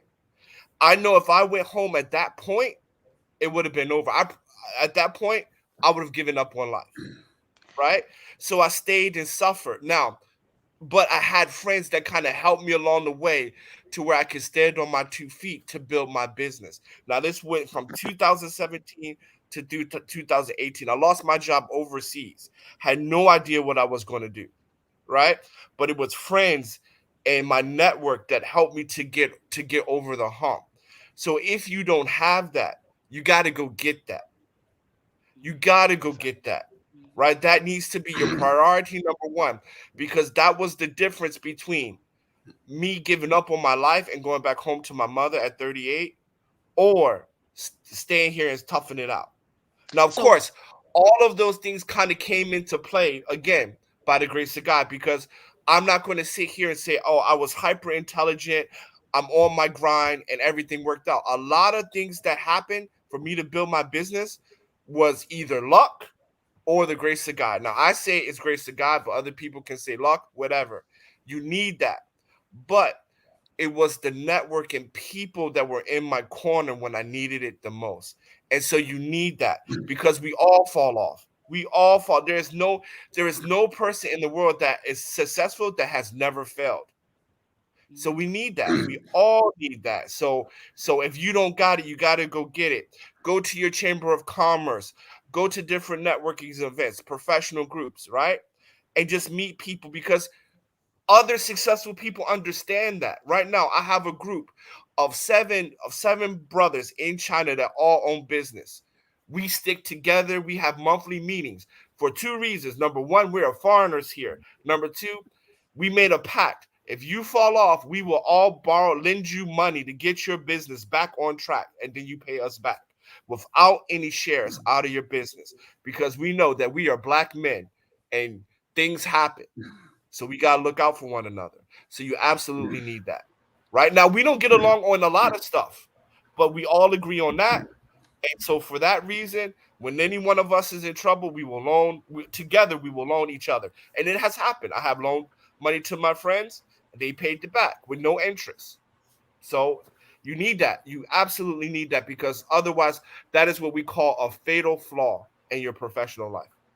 That's I'm gonna true add black context. honesty. Yeah, I'm definitely gonna add context to that.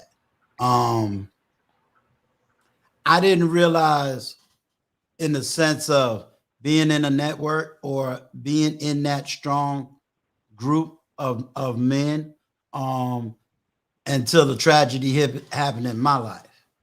You know what I'm saying? And for those that know closely, they know it just happened 31 days ago. Um, Before the billions, you part of that network. You picked up the phone and you made the phone call. You know what I'm saying? That was strength. I never asked nobody for money because I didn't need money. What I needed was the strong men to say, "We here for you. We see you beyond sitting in front of a camera talking to people. We see you as a human being, and we're here for you. So if you needed to scream, yell, holler, cry, snot, we got you." You see what I'm saying? Yes, sir. So the network showed up and showed out. So that's why I even work 2 times harder now than I even did before, because I want to teach, show, and be a part of a strong minded network of men. And I'm going to say women too, because they need to see the network actually working. They have not seen men getting together to do, at least when you say on NBC and NBC, they haven't seen that.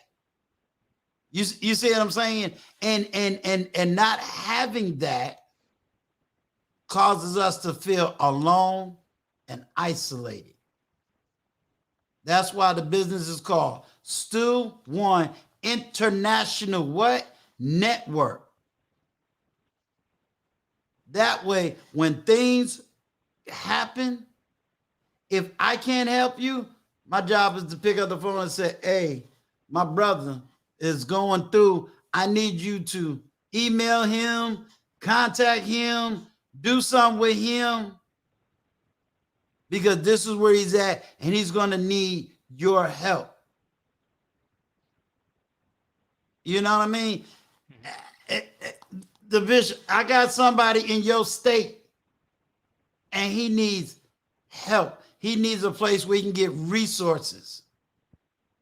And then when that person's picked up, it's a united strength. Then we can come in as strong men. So when we get the attack, "Oh, ain't no good men." What do you always hear me say? Y'all always say that, but that's all I put on my platform. You can't say it.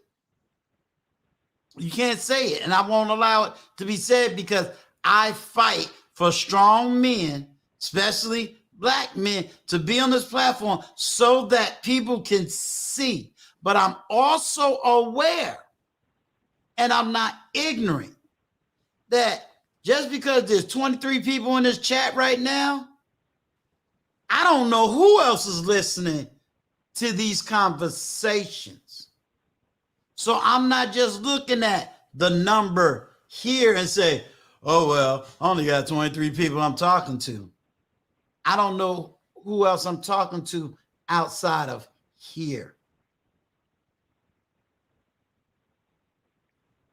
And Uncle So, Stu, yeah, can I add in on that? sure. Is that in my line of work, I should say, I'm Right. sure it's probably in the military as well. They call it a single point of failure, right? Okay. So what you're what we in signing this said was extremely correct. That you do not want to be this single point of failure, Right. because when you are the only person in your life who's working towards your goal, you have no Right. other friends, resources, or anything like that. When things inevitably um, are not good for you within your business or within your life, then you're going to have nobody to rely on to help you out. My story that I was telling earlier was exactly that. I was a single point of failure, and then I was um, down bad. as they Right. say. Right. I was in a terrible situation. Now, after opening up my business towards YouTube, being able to connect with people like you, and also everybody else within the BTB squad, or within my community, within other communities as well, Mm-hmm. I've been able to have people who actually genuinely want to, reach out to me, ask me Mm-hmm. questions. I can help them; they can help me. Right. Understand, get a new understanding, and then even with that, people actually have been supporting just Mhm. the movement, and they say that even if they don't understand what I talk about on my channel, right, because I talk about technology, even if they don't understand, they still are like, oh, you know what, I just like your personality, right? Is Mhm. That's really all it is. And of course I just talk, right? You can just, I let everybody speak their mind on the channel, but it really feels like, an extension of family, right? When you're speaking to somebody, like, let's say if I don't go live for like a week, then everybody's looking at me like, wait, is everything okay? I haven't seen you in a few days. I know Wally hit me up talking about some, is everything okay? Right. So, and I was only gone for like 5 days. Yeah. Right. So, Let me just shout this person yes. out. Thank you very much, OG 65. Yes, sir. Us, until we hit the grave, we still can do out here. So we good. Thank you, sir. Appreciate you. Most definitely.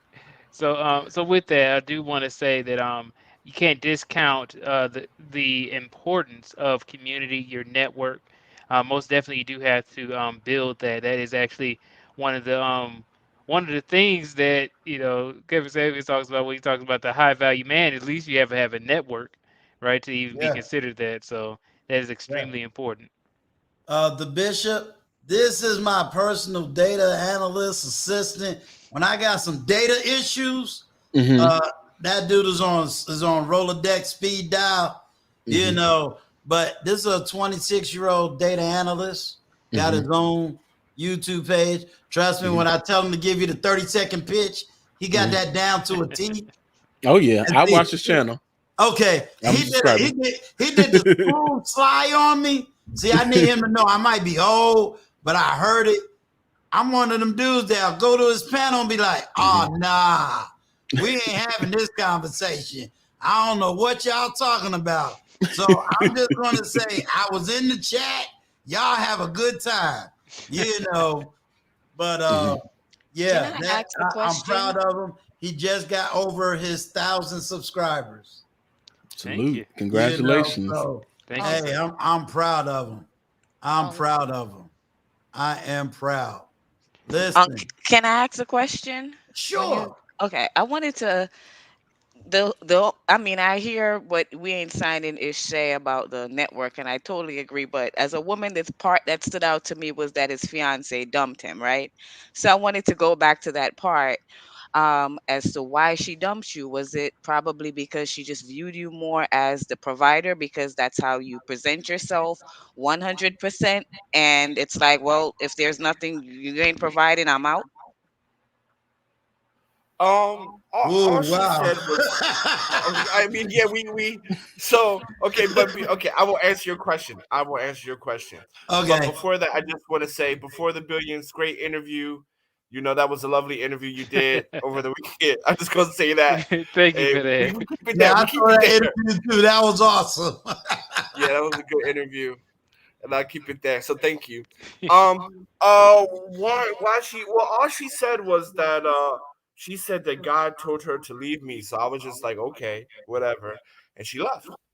We know what that means. We know exactly what that means. Yeah, Yeah. she's like, So yeah. I mean, Yeah, it's like when somebody say God, you can't even question it. So she's like, I'm out. See ya. Yeah. yeah, she. I mean, because the thing about it is, it's just that she, like, when I met her, I was probably when I met her, that was the job I was working at, was the best job I had. Like, I was managing three different This countries, right? is Uncle So Studio. yeah, I had I yeah I had money. She didn't have to worry about nothing. We go out. She wouldn't even bring her pocketbook, whatever. So yeah, I took care of her. So Yeah. So she just said that. So I was just like, all right. I told her that God didn't tell you anything, but like, if you want to bounce, bounce. Yeah, he got that. My brother, thank you.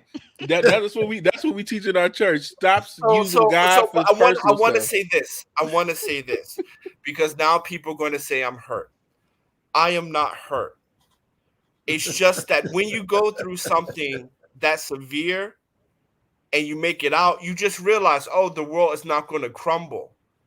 So Right. moving forward, right, you're not going to be holding and clinging on, because in the beginning when you were clinging and holding on, because you just like, oh my God, I can't live without this person. This world's gonna, end. Like, you know what I mean? I can't imagine a world without you. But after Mhm. something like that happens, you just realize, the world won't end. I mean, it sucks, it hurts, but you're gonna be all right. So like even with my wife now, right? I mean, it's whatever. I mean, I don't want to say it like that, but like if things don't work out, it's not the end of the world. You know, Right. Yeah, you done already Yeah. been through the worst. yeah, Right. you've been through the Right. worst. I mean, That she heartbreak she saved your left life. me. She left me at the worst possible time, but I thank God for it, because at that point I know that no matter Had to be the what, best. I can stand on my feet. I can stand on my feet. I can stand on my own. So Right. you know what I mean? Because I was taught that your wife and you are hand to hand going through this world together. But reality taught me, like, no, it's going to be whoever those people are in your corner, right? And they might look different from what you expected. But when you have those people in your corner, you value them and you appreciate them and you move forward. Yeah, So Lady I I was hope gonna Franklin. that I was answers gonna your question. ask if you looked at her as a wife, as make a distinction between the type of woman that'll leave you and the type of woman that'll stick by your side. So I'm glad you said that part at the end, because that's what I wanted to get to from when you said that you don't sound hurt. You don't sound hurt to me, and that's what I understand from is what you even said. Like, Yeah, oh, God didn't tell yeah, you that. Like, it was a sense of reality in let me just know that you could see a difference between what was going on and what reality was showing you, and right, why it was even good for you that she was leaving on her own without you even right. having to be like, oh, I gotta take care of her and like go through that part of the struggle too. Nah, she leaving good riddance. Yeah, actually, yeah. To be honest, now that I hear that, yeah, maybe it's because that would have been more stressful trying to figure Hmm. it out. Plus, take care of her. So yeah, she did me a favor. Thank you. Yeah, exactly. Yeah, that's a good I thing. was once engaged too, and we broke up at the worst time of my life. But that heartbreak saved me, because like what you were saying, it taught you how to be a stronger person, how to stand on your own 2 feet. See, a heartbreak can either make you or break you, and with some people, they allow it to break them. And when I'm listening to you talk, you don't sound bitter to me. You actually sound like a man that learned from it and made yourself better, especially the story that you're telling, because I'm like, that's a miraculous story. But some men were allowed to make them bitter, which is the flip side of it. But you sound better than what you once were, and you got your own business and things of that nature, where you use that as a tool. But some people don't use their heartaches and pains as tool, because how could you not appreciate the sunshine if you never experienced rain? That's how I know Mm. I appreciate sunshine, because I experienced the rain, the rain, sleet, snow, whatever, hurricanes, and Well, all that other yeah. stuff. Well, And I've been through the can worst, and now I know what's good. can Right. I say something? I just want to say, Sure. guy, if you're listening, I don't need any more storms. I don't need none of that. I can appreciate the sunshine. So I understand what this man is saying. Right, It ain't me. Me I can neither. He right. appreciate. appreciates I it can enough. appreciate. I do like not need like any Lord, more storms in my Yeah, I'm life, wet over but I here. can Thank you. appreciate. Go ahead. Go ahead. like Lord, we good. Hey, We how are go? good. We This better man I is heard that, talking Kareem. for himself. I look. can appreciate the sunshine. Look, how go? We better shut the chat down right there. Just shut the stream down. That was definitely the mic dropping moment right there. Mhm. Like, Lord, we don't need no more storms. Listen, I just want to say thank you to each and every single one of you. Bishop, this has definitely been an awesome conversation amongst grown adults. No doubt. It took you to come here to bring our Kareem back to the States. And because this is the internet, I don't even know if she back in the States. You know, she could Stop be it. sitting on an island somewhere. You know. That You would went to Haiti. that Kareem would be living it up. nice, Yeah, right? yeah, Mhm. yeah. You know, so Where did you I go? tell Where you, did you you go? know, at least you brought it to the house. You know what I'm saying? Like, woo, she back, y'all. That's what's But up. no, I really appreciate Bishop you coming here, sharing your knowledge, wisdom, you know, with all of us, leveling us up even more. If we don't need leveling up, we got a wider understanding, and we got to know you as a person, not what you may say on a platform or transitions or any of the gossips. Right. We got to know you as a human being and as a person. And, you know, you keep up the work that God has given you to do. You have definitely helped me to stay focused, stay strong. We ain't signed it always says you're more of the, for me, you know, I am a motivator. And I received that very well. So you just keep grinding, keep doing. I did hear you say on your platform, you know, I'm getting ready to make a shift. So, you know, I'll be praying that the winds is definitely in your sails and be open, you know, to hearing that voice of God and keep on moving and just know that I'm not just your content creator, brother. I'm here for you. You know how to reach me. I know how to reach you and be part of this network, you know. So you definitely always has, as they say, a seat at the table. No doubt, and I appreciate that. I enjoy your channel and your content. Well, thank you. It's a breath of fresh air. Like seriously. Same with Before the Billions. I enjoy your content. It's a breath of fresh air because we need more content that's actually building instead of tearing down.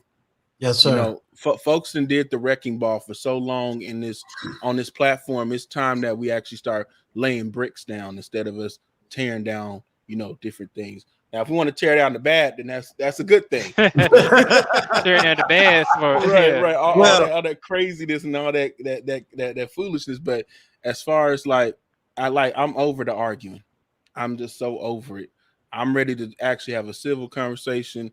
And if you don't want to have a conversation, I'll just talk to myself on my channel and the viewers that are listening. Well, I you know, want to have good conversations. I definitely will say and always give credit, you know, to many people that has humbled themselves, and I have definitely been under their humbling.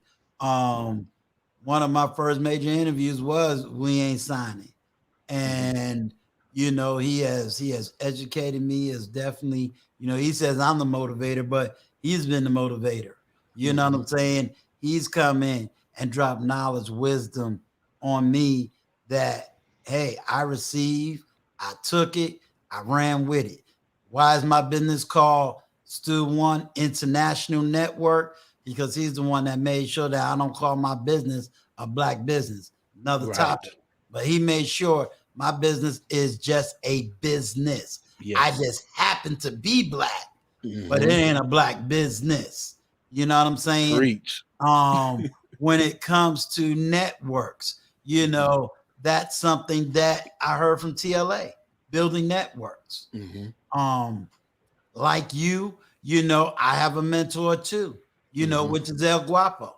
So I have to stay, you know, mission focused, results driven. So I have to prove results, you know. So when I say, no, I know that there's other content creators who are also positive, trying to put in the work, but they just not going to be sitting up here saying, well, you only got 200 subscribers. What kind of work you putting in? Then when they look at the platform, is you only put up 4 videos. Right. The word ethic ain't there. And you want me to come to your platform to do what? You know, right. Faith without works is dead. It's dead. It's so dead. Your platform is dead to me. Yep. So I gotta put in the work, and I understand that. And they're not looking for cheap junk. They want quality work. What are you really doing? Then it goes right back to reading. You know, so if we ain't signing says, well, Uncle Stu, I need you to get this book, you know, and I need you to read it.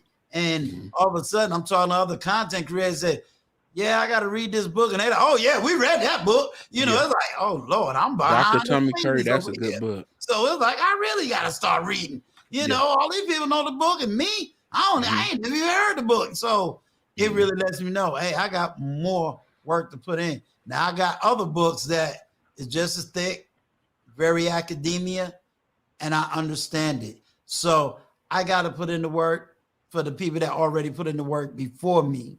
You know what I'm saying? While not trying to, 4B, you're only 20. Shut up, boy. Sit down. You don't know what he's doing.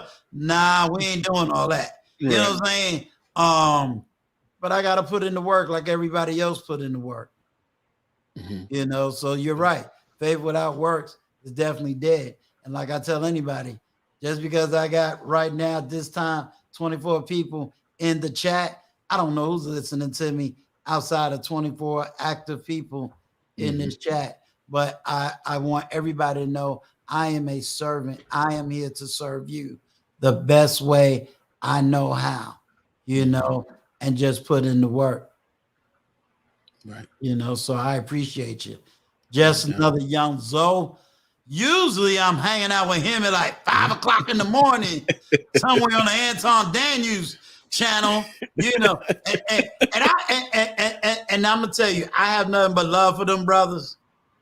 I just be in the chat, be like, hey, salute to the chat and the panel. Here they go. Nah, bring Hulk up. Nah. Yep, come on up. He and I'm sitting up here, and the wife up there talking about, oh my God, he's yelling again. I gotta go to work, and he's yelling at 5 o'clock in the morning. They get me in trouble in my own crib. You know what I'm saying? Right. I used to do that too. I was like, nah, we doing some schedules. With this YouTube thing, I got schedules down to the T. I was like, if it ain't in the schedule, I can't. Because them late night streams I'm trying to work towards the schedule. You know, before the billions, you know, I got to get him to, you know, he be having these 8, 9, 10-hour live streams. I wake up in the morning, he on a live stream, Kareem and them just having him, Kareem, we ain't signed. They talking on the panel. He got a blanket on, going to sleep on his own live. Yeah, he did that one night. You was there, right? We ain't signing. That morning. Yeah. Yes, that was a good conversation. On his own live. So I'm like, you know what? I wish I could be Big Pimpin' and be like, y'all go ahead. I'm going to sleep. Right. Look, he pimped us, but it's all good. Trying to get them watch hours. I know It was That's what 6 after o'clock hours at mean. night. Mhm. Like I remember I saw him at lunchtime, 12. Saw him at lunchtime, came on, then I left. Then it's like I get back from work. It's like 6 at night. So it had to be like 6 in the morning, something like that. And I come back on and he is stretched out. then he gets up, grabs a pillow, comes back. And it just went like that. No, man. Yeah, no shade. And you want to know what sad, Bishop? If I make a mistake, she stole my thunder, would have clipped that. Before the Billions is knocked out sleep with a blanket. I ain't seen that clip yet. Nowhere on her page. You had it on. You had the camera on. I actually put it on purpose. Yeah, he had the camera on, but the thing was he was stretched out, and I think like maybe like 10, 15 minutes he gets up, goes somewhere, grabs a pillow, comes back. He's like, I gotta get bed. comfy. And I'm like, I think we should go. Yeah, Right. Watch hours. All you heard was watch hours. Watch out. So Bishop, I ain't young like that. I ain't gonna go to sleep on y'all. As soon as I get tired, I'm gonna be like, all right, now we're gonna shut this stream down. Look, I'm 34 years old. I'm too old for that. I can't do that. And then But anyway, a new chair and everything. Yeah, That way it's more comfortable. Anyway, guys, I have to run now. But thank you, Uncle Sue, for inviting me on. Before the Billions, man. Talk to you soon. And Kareem. You All know, lovely right. talking to you as always. Zoe, Yes. nice meeting you. And Bishop, you know, great talking to you again. All Nice right, you talking to guys you have a too, Nice to sir. meet you wonderful too. night. All right. Night, All night. right. Much Yes, sir. respect. All Yeah, right. yeah. I appreciate I'm y'all. gonna head off too, guys. I gotta head Okay. out too. So All I right. appreciate All right, meeting y'all. young I Zoe. appreciate Hey, being up here. so Nice if meeting you I ain't too, on the man. Antoine Daniel chat, you see me in there, y'all say, leave Uncle Stu alone. If we start yelling too early in the morning, it ain't gonna be good for nobody.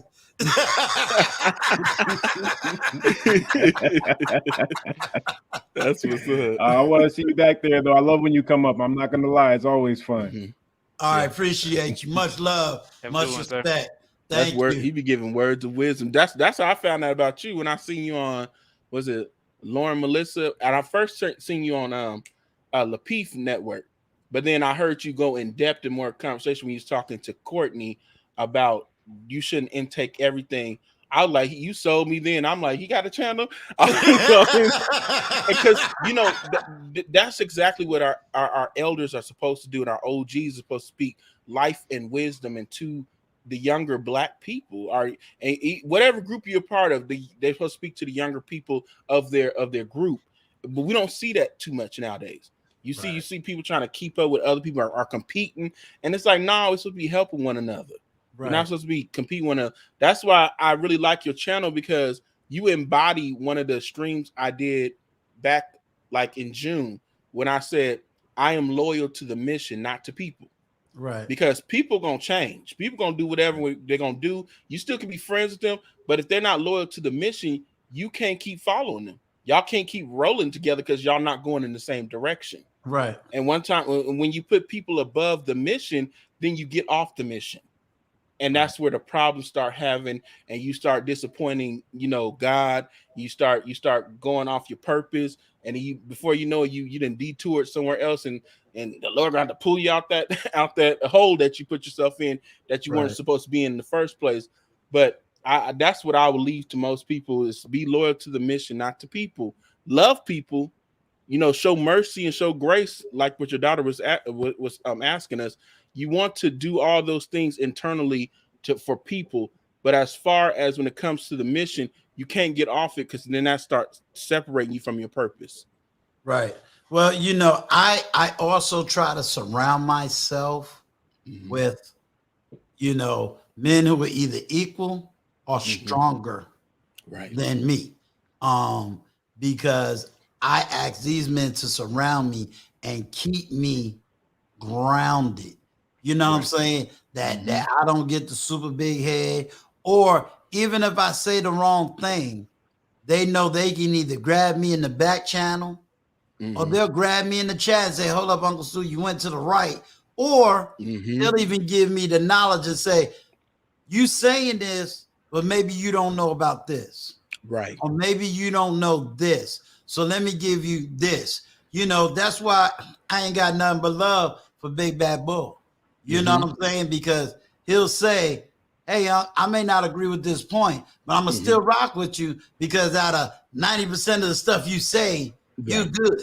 He respects you. We'll debate this 10% later on somewhere else, but he's going to make sure that 90% of the things I say is on point. Or maybe I may have joined a panel and didn't have the full context of the conversation. Now I've done that on a panel. I went to the left on somebody, and they was like, well, we let you go because what you were saying was good, but this was really the conversation. It was like, oh, dang, I feel real stupid. Right. I've been there. You had that hee-haw moment. Yeah. Like, Brian, we're going to close the back, sir. We're going to close it. So again, I really appreciate you giving me your time, your talent, and your attention. Definitely next year is going to be a hard working year, but I got to get through this month, so my mission is I need 200 subscribers. I want to be at that 800 mark before this year is out, and then I want to push for that 1,000 by the end of January, because yes, I do have a network that's being built, and they want to keep seeing me put in the work, and I respect that. That's their way of saying don't give up, don't quit, keep doing the mission, don't give up, so I got to keep putting in the work, but I want to put in quality work. I want people to understand this is not about numbers. This is about people, and I care about the people. I'm here to serve the people. So if you got an issue and you telling me the issue, I'm going to do all I can to serve, to try to solve that issue. If I can't do it, I try to find somebody else that can. Yeah. And You know, and with that, Uncle Stu, is that even with the amount of subscribers that you have to think about it like this: is that you have probably more than the majority of all of YouTube, right? When you talk wow, about just it's your subscriber base, right? Your network, and then even with that, I have something called vidIQ that reassures me that okay, the amount of subscribers that you have can fill up a jet. The amount of subscribers that you have can fill up a coliseum. Imagine if you had, like you said, you had 24 people in your chat earlier. That means if you had 24 people to walk in your room right now, you know how overwhelmed you would be to see if they all came in to see exactly what you were doing. right, You know, so your right. network is large. A lot of people are rocking with what you're saying, and it's for good reason, right? Because you actually put in the work. So I had to think about that. That's why I say I appreciate every single person who comes through to the community, every single person for rocking with me, every single person for leaving a like, even if I only get like 2 likes, 2 people, then I'm like, okay, thank you guys so much. Right. So I most remember I definitely. used to have 2 people in my chat room for the longest, 2 or 3 people when I first started. Man, it was a rocky start, but I learned that I'm going to speak to them 2 people like there's 2,000 people in the Right. room, because you may never know who end up watching it later on, because this is on the entire network where it's the web. Anybody can Right. go and Right. click on it if the algorithm pushes it. So I always look at it that way.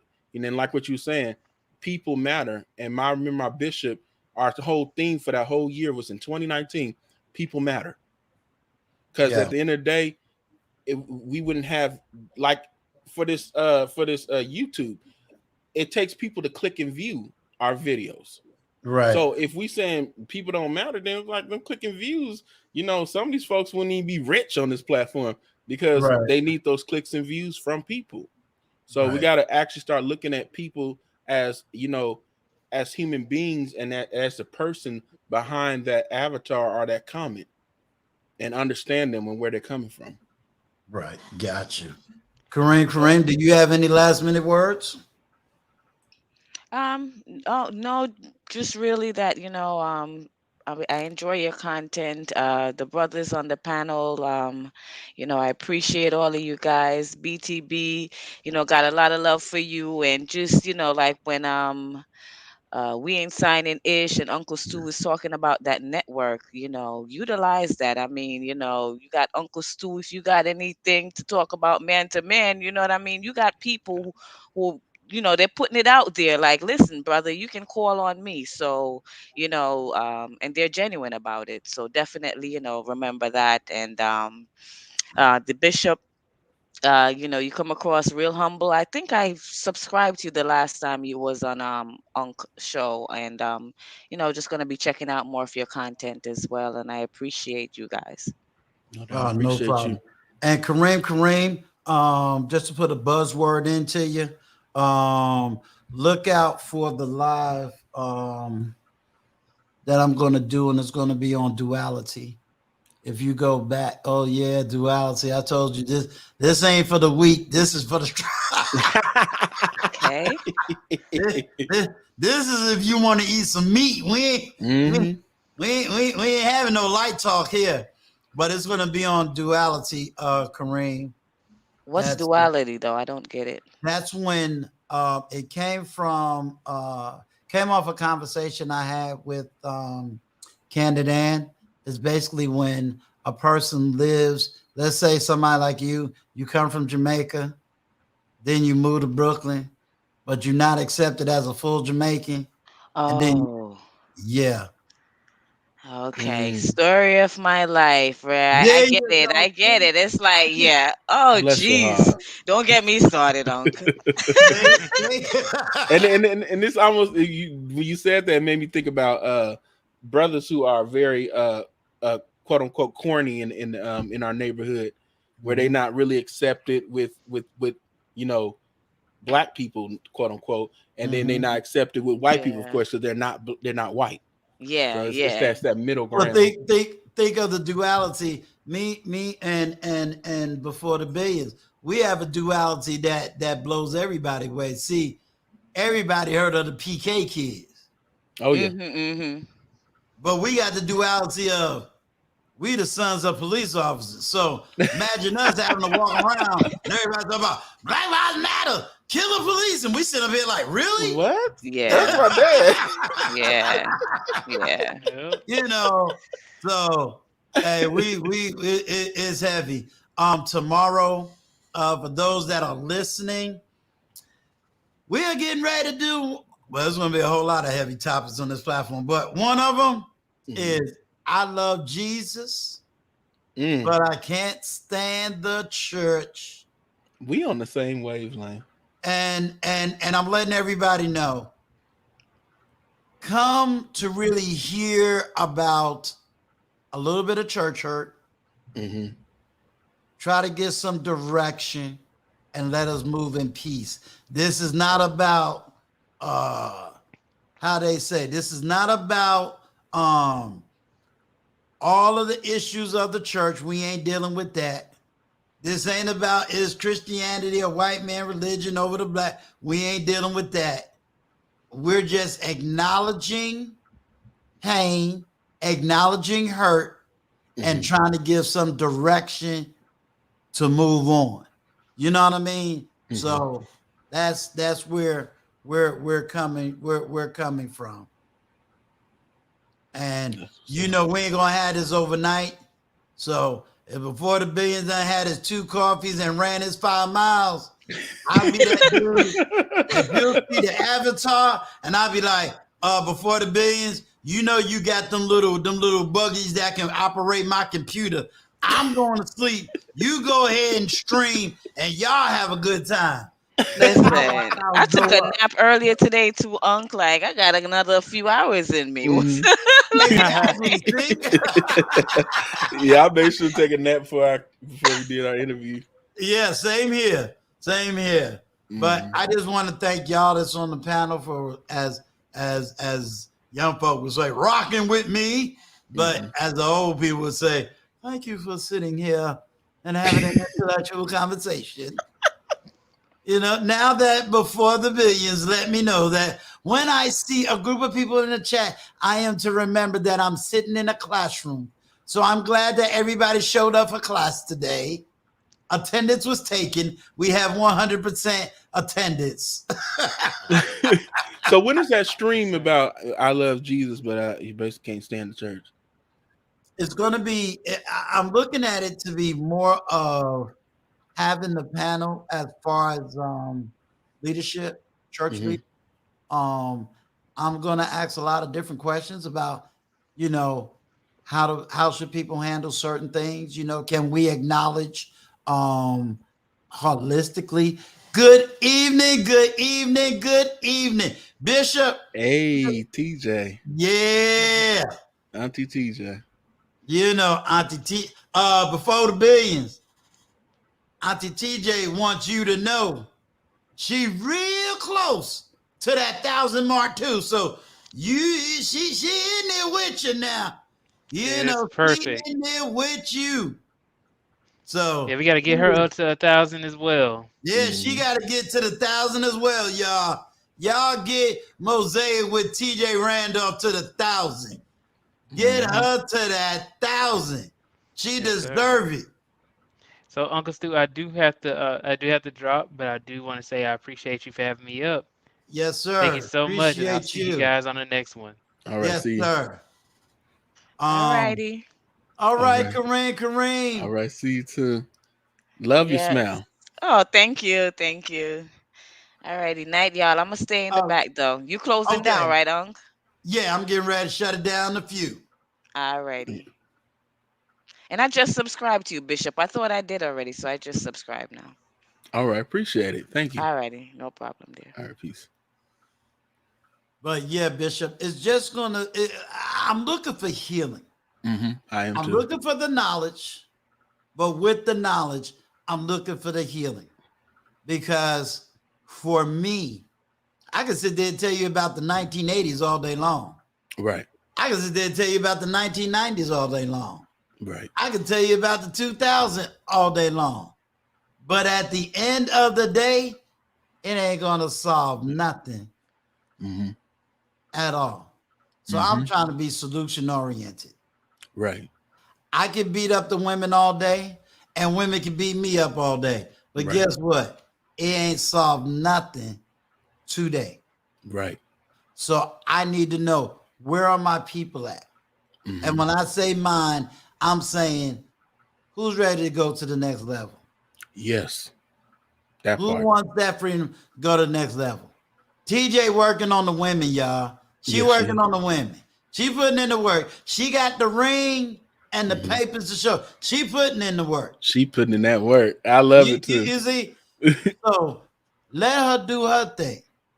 Over here, I'm trying to put in the work. So when everybody say, well, Uncle Stu, where the women at? I can say, go to TJ Randolph. She got them. She done worked on them. She done, me and you can talk this way. She done Naomi them up. I love it. She done Naomi them up. So now that she done Naomi them up, you better be right, because now, just because she Naomi them up, if you come up short, she gonna get you. Yep. So don't come up there shucking and jiving now. Don't come up short. So if you come from here, I know you done leveled up, so you'll be all right over there. Facts. Don't be looking for no roof if you still an atom. I'm just Look, saying. and the sad part is, she in my network too. So even if she see Uncle Stu being a little foolish on YouTube, she gonna pick up this phone. She ain't gonna pick up she ain't gonna do like everybody else. She ain't gonna get on her platform and say, Uncle Stu, No, personal. You feel me? So you need accountability on all sides. Yep. That's all facts. sides. So, Bishop, I'm gonna shut this down. I want to thank you. I hope that we can, do another collab or at least a panel, because you bring such a wealth of knowledge that you really gave me some food to eat tonight. No doubt. You gave me some food. All y'all gave me something to think about on some of the conversations. I was like, okay, I can dig that. Shoot. So I appreciate you having me. I appreciate it. I find this as a safe haven, a safe place for me to come to. There's not a lot of places I go to anymore, but this is one of the places I would not mind frequenting, coming to. And also TJ, Auntie TJ, I love her platform as well. And whenever she have a pen, I don't mind coming over there either. There's just some places, that is not safe because they just want a war. And like what you said, we're about healing. We got to get over this stuff. We understand there's traumas and problems, but if you're over the age of 21, you need to go sit on somebody's couch and get that dealt with, or talk to somebody. Yeah, and I think TJ would agree with me on this. If you're 20 and 30 talking a certain kind of way, I got you. But when I hear men my age, and I'm 54, still trying to teach young boys how to get what's in, I'm scratching my head. Like, wait a minute now. We over 50. We supposed to know better. That should be, I think that's scheduled for 7:00. I don't think I screwed up the time, because I put the schedule back into Brown Eyes, my team.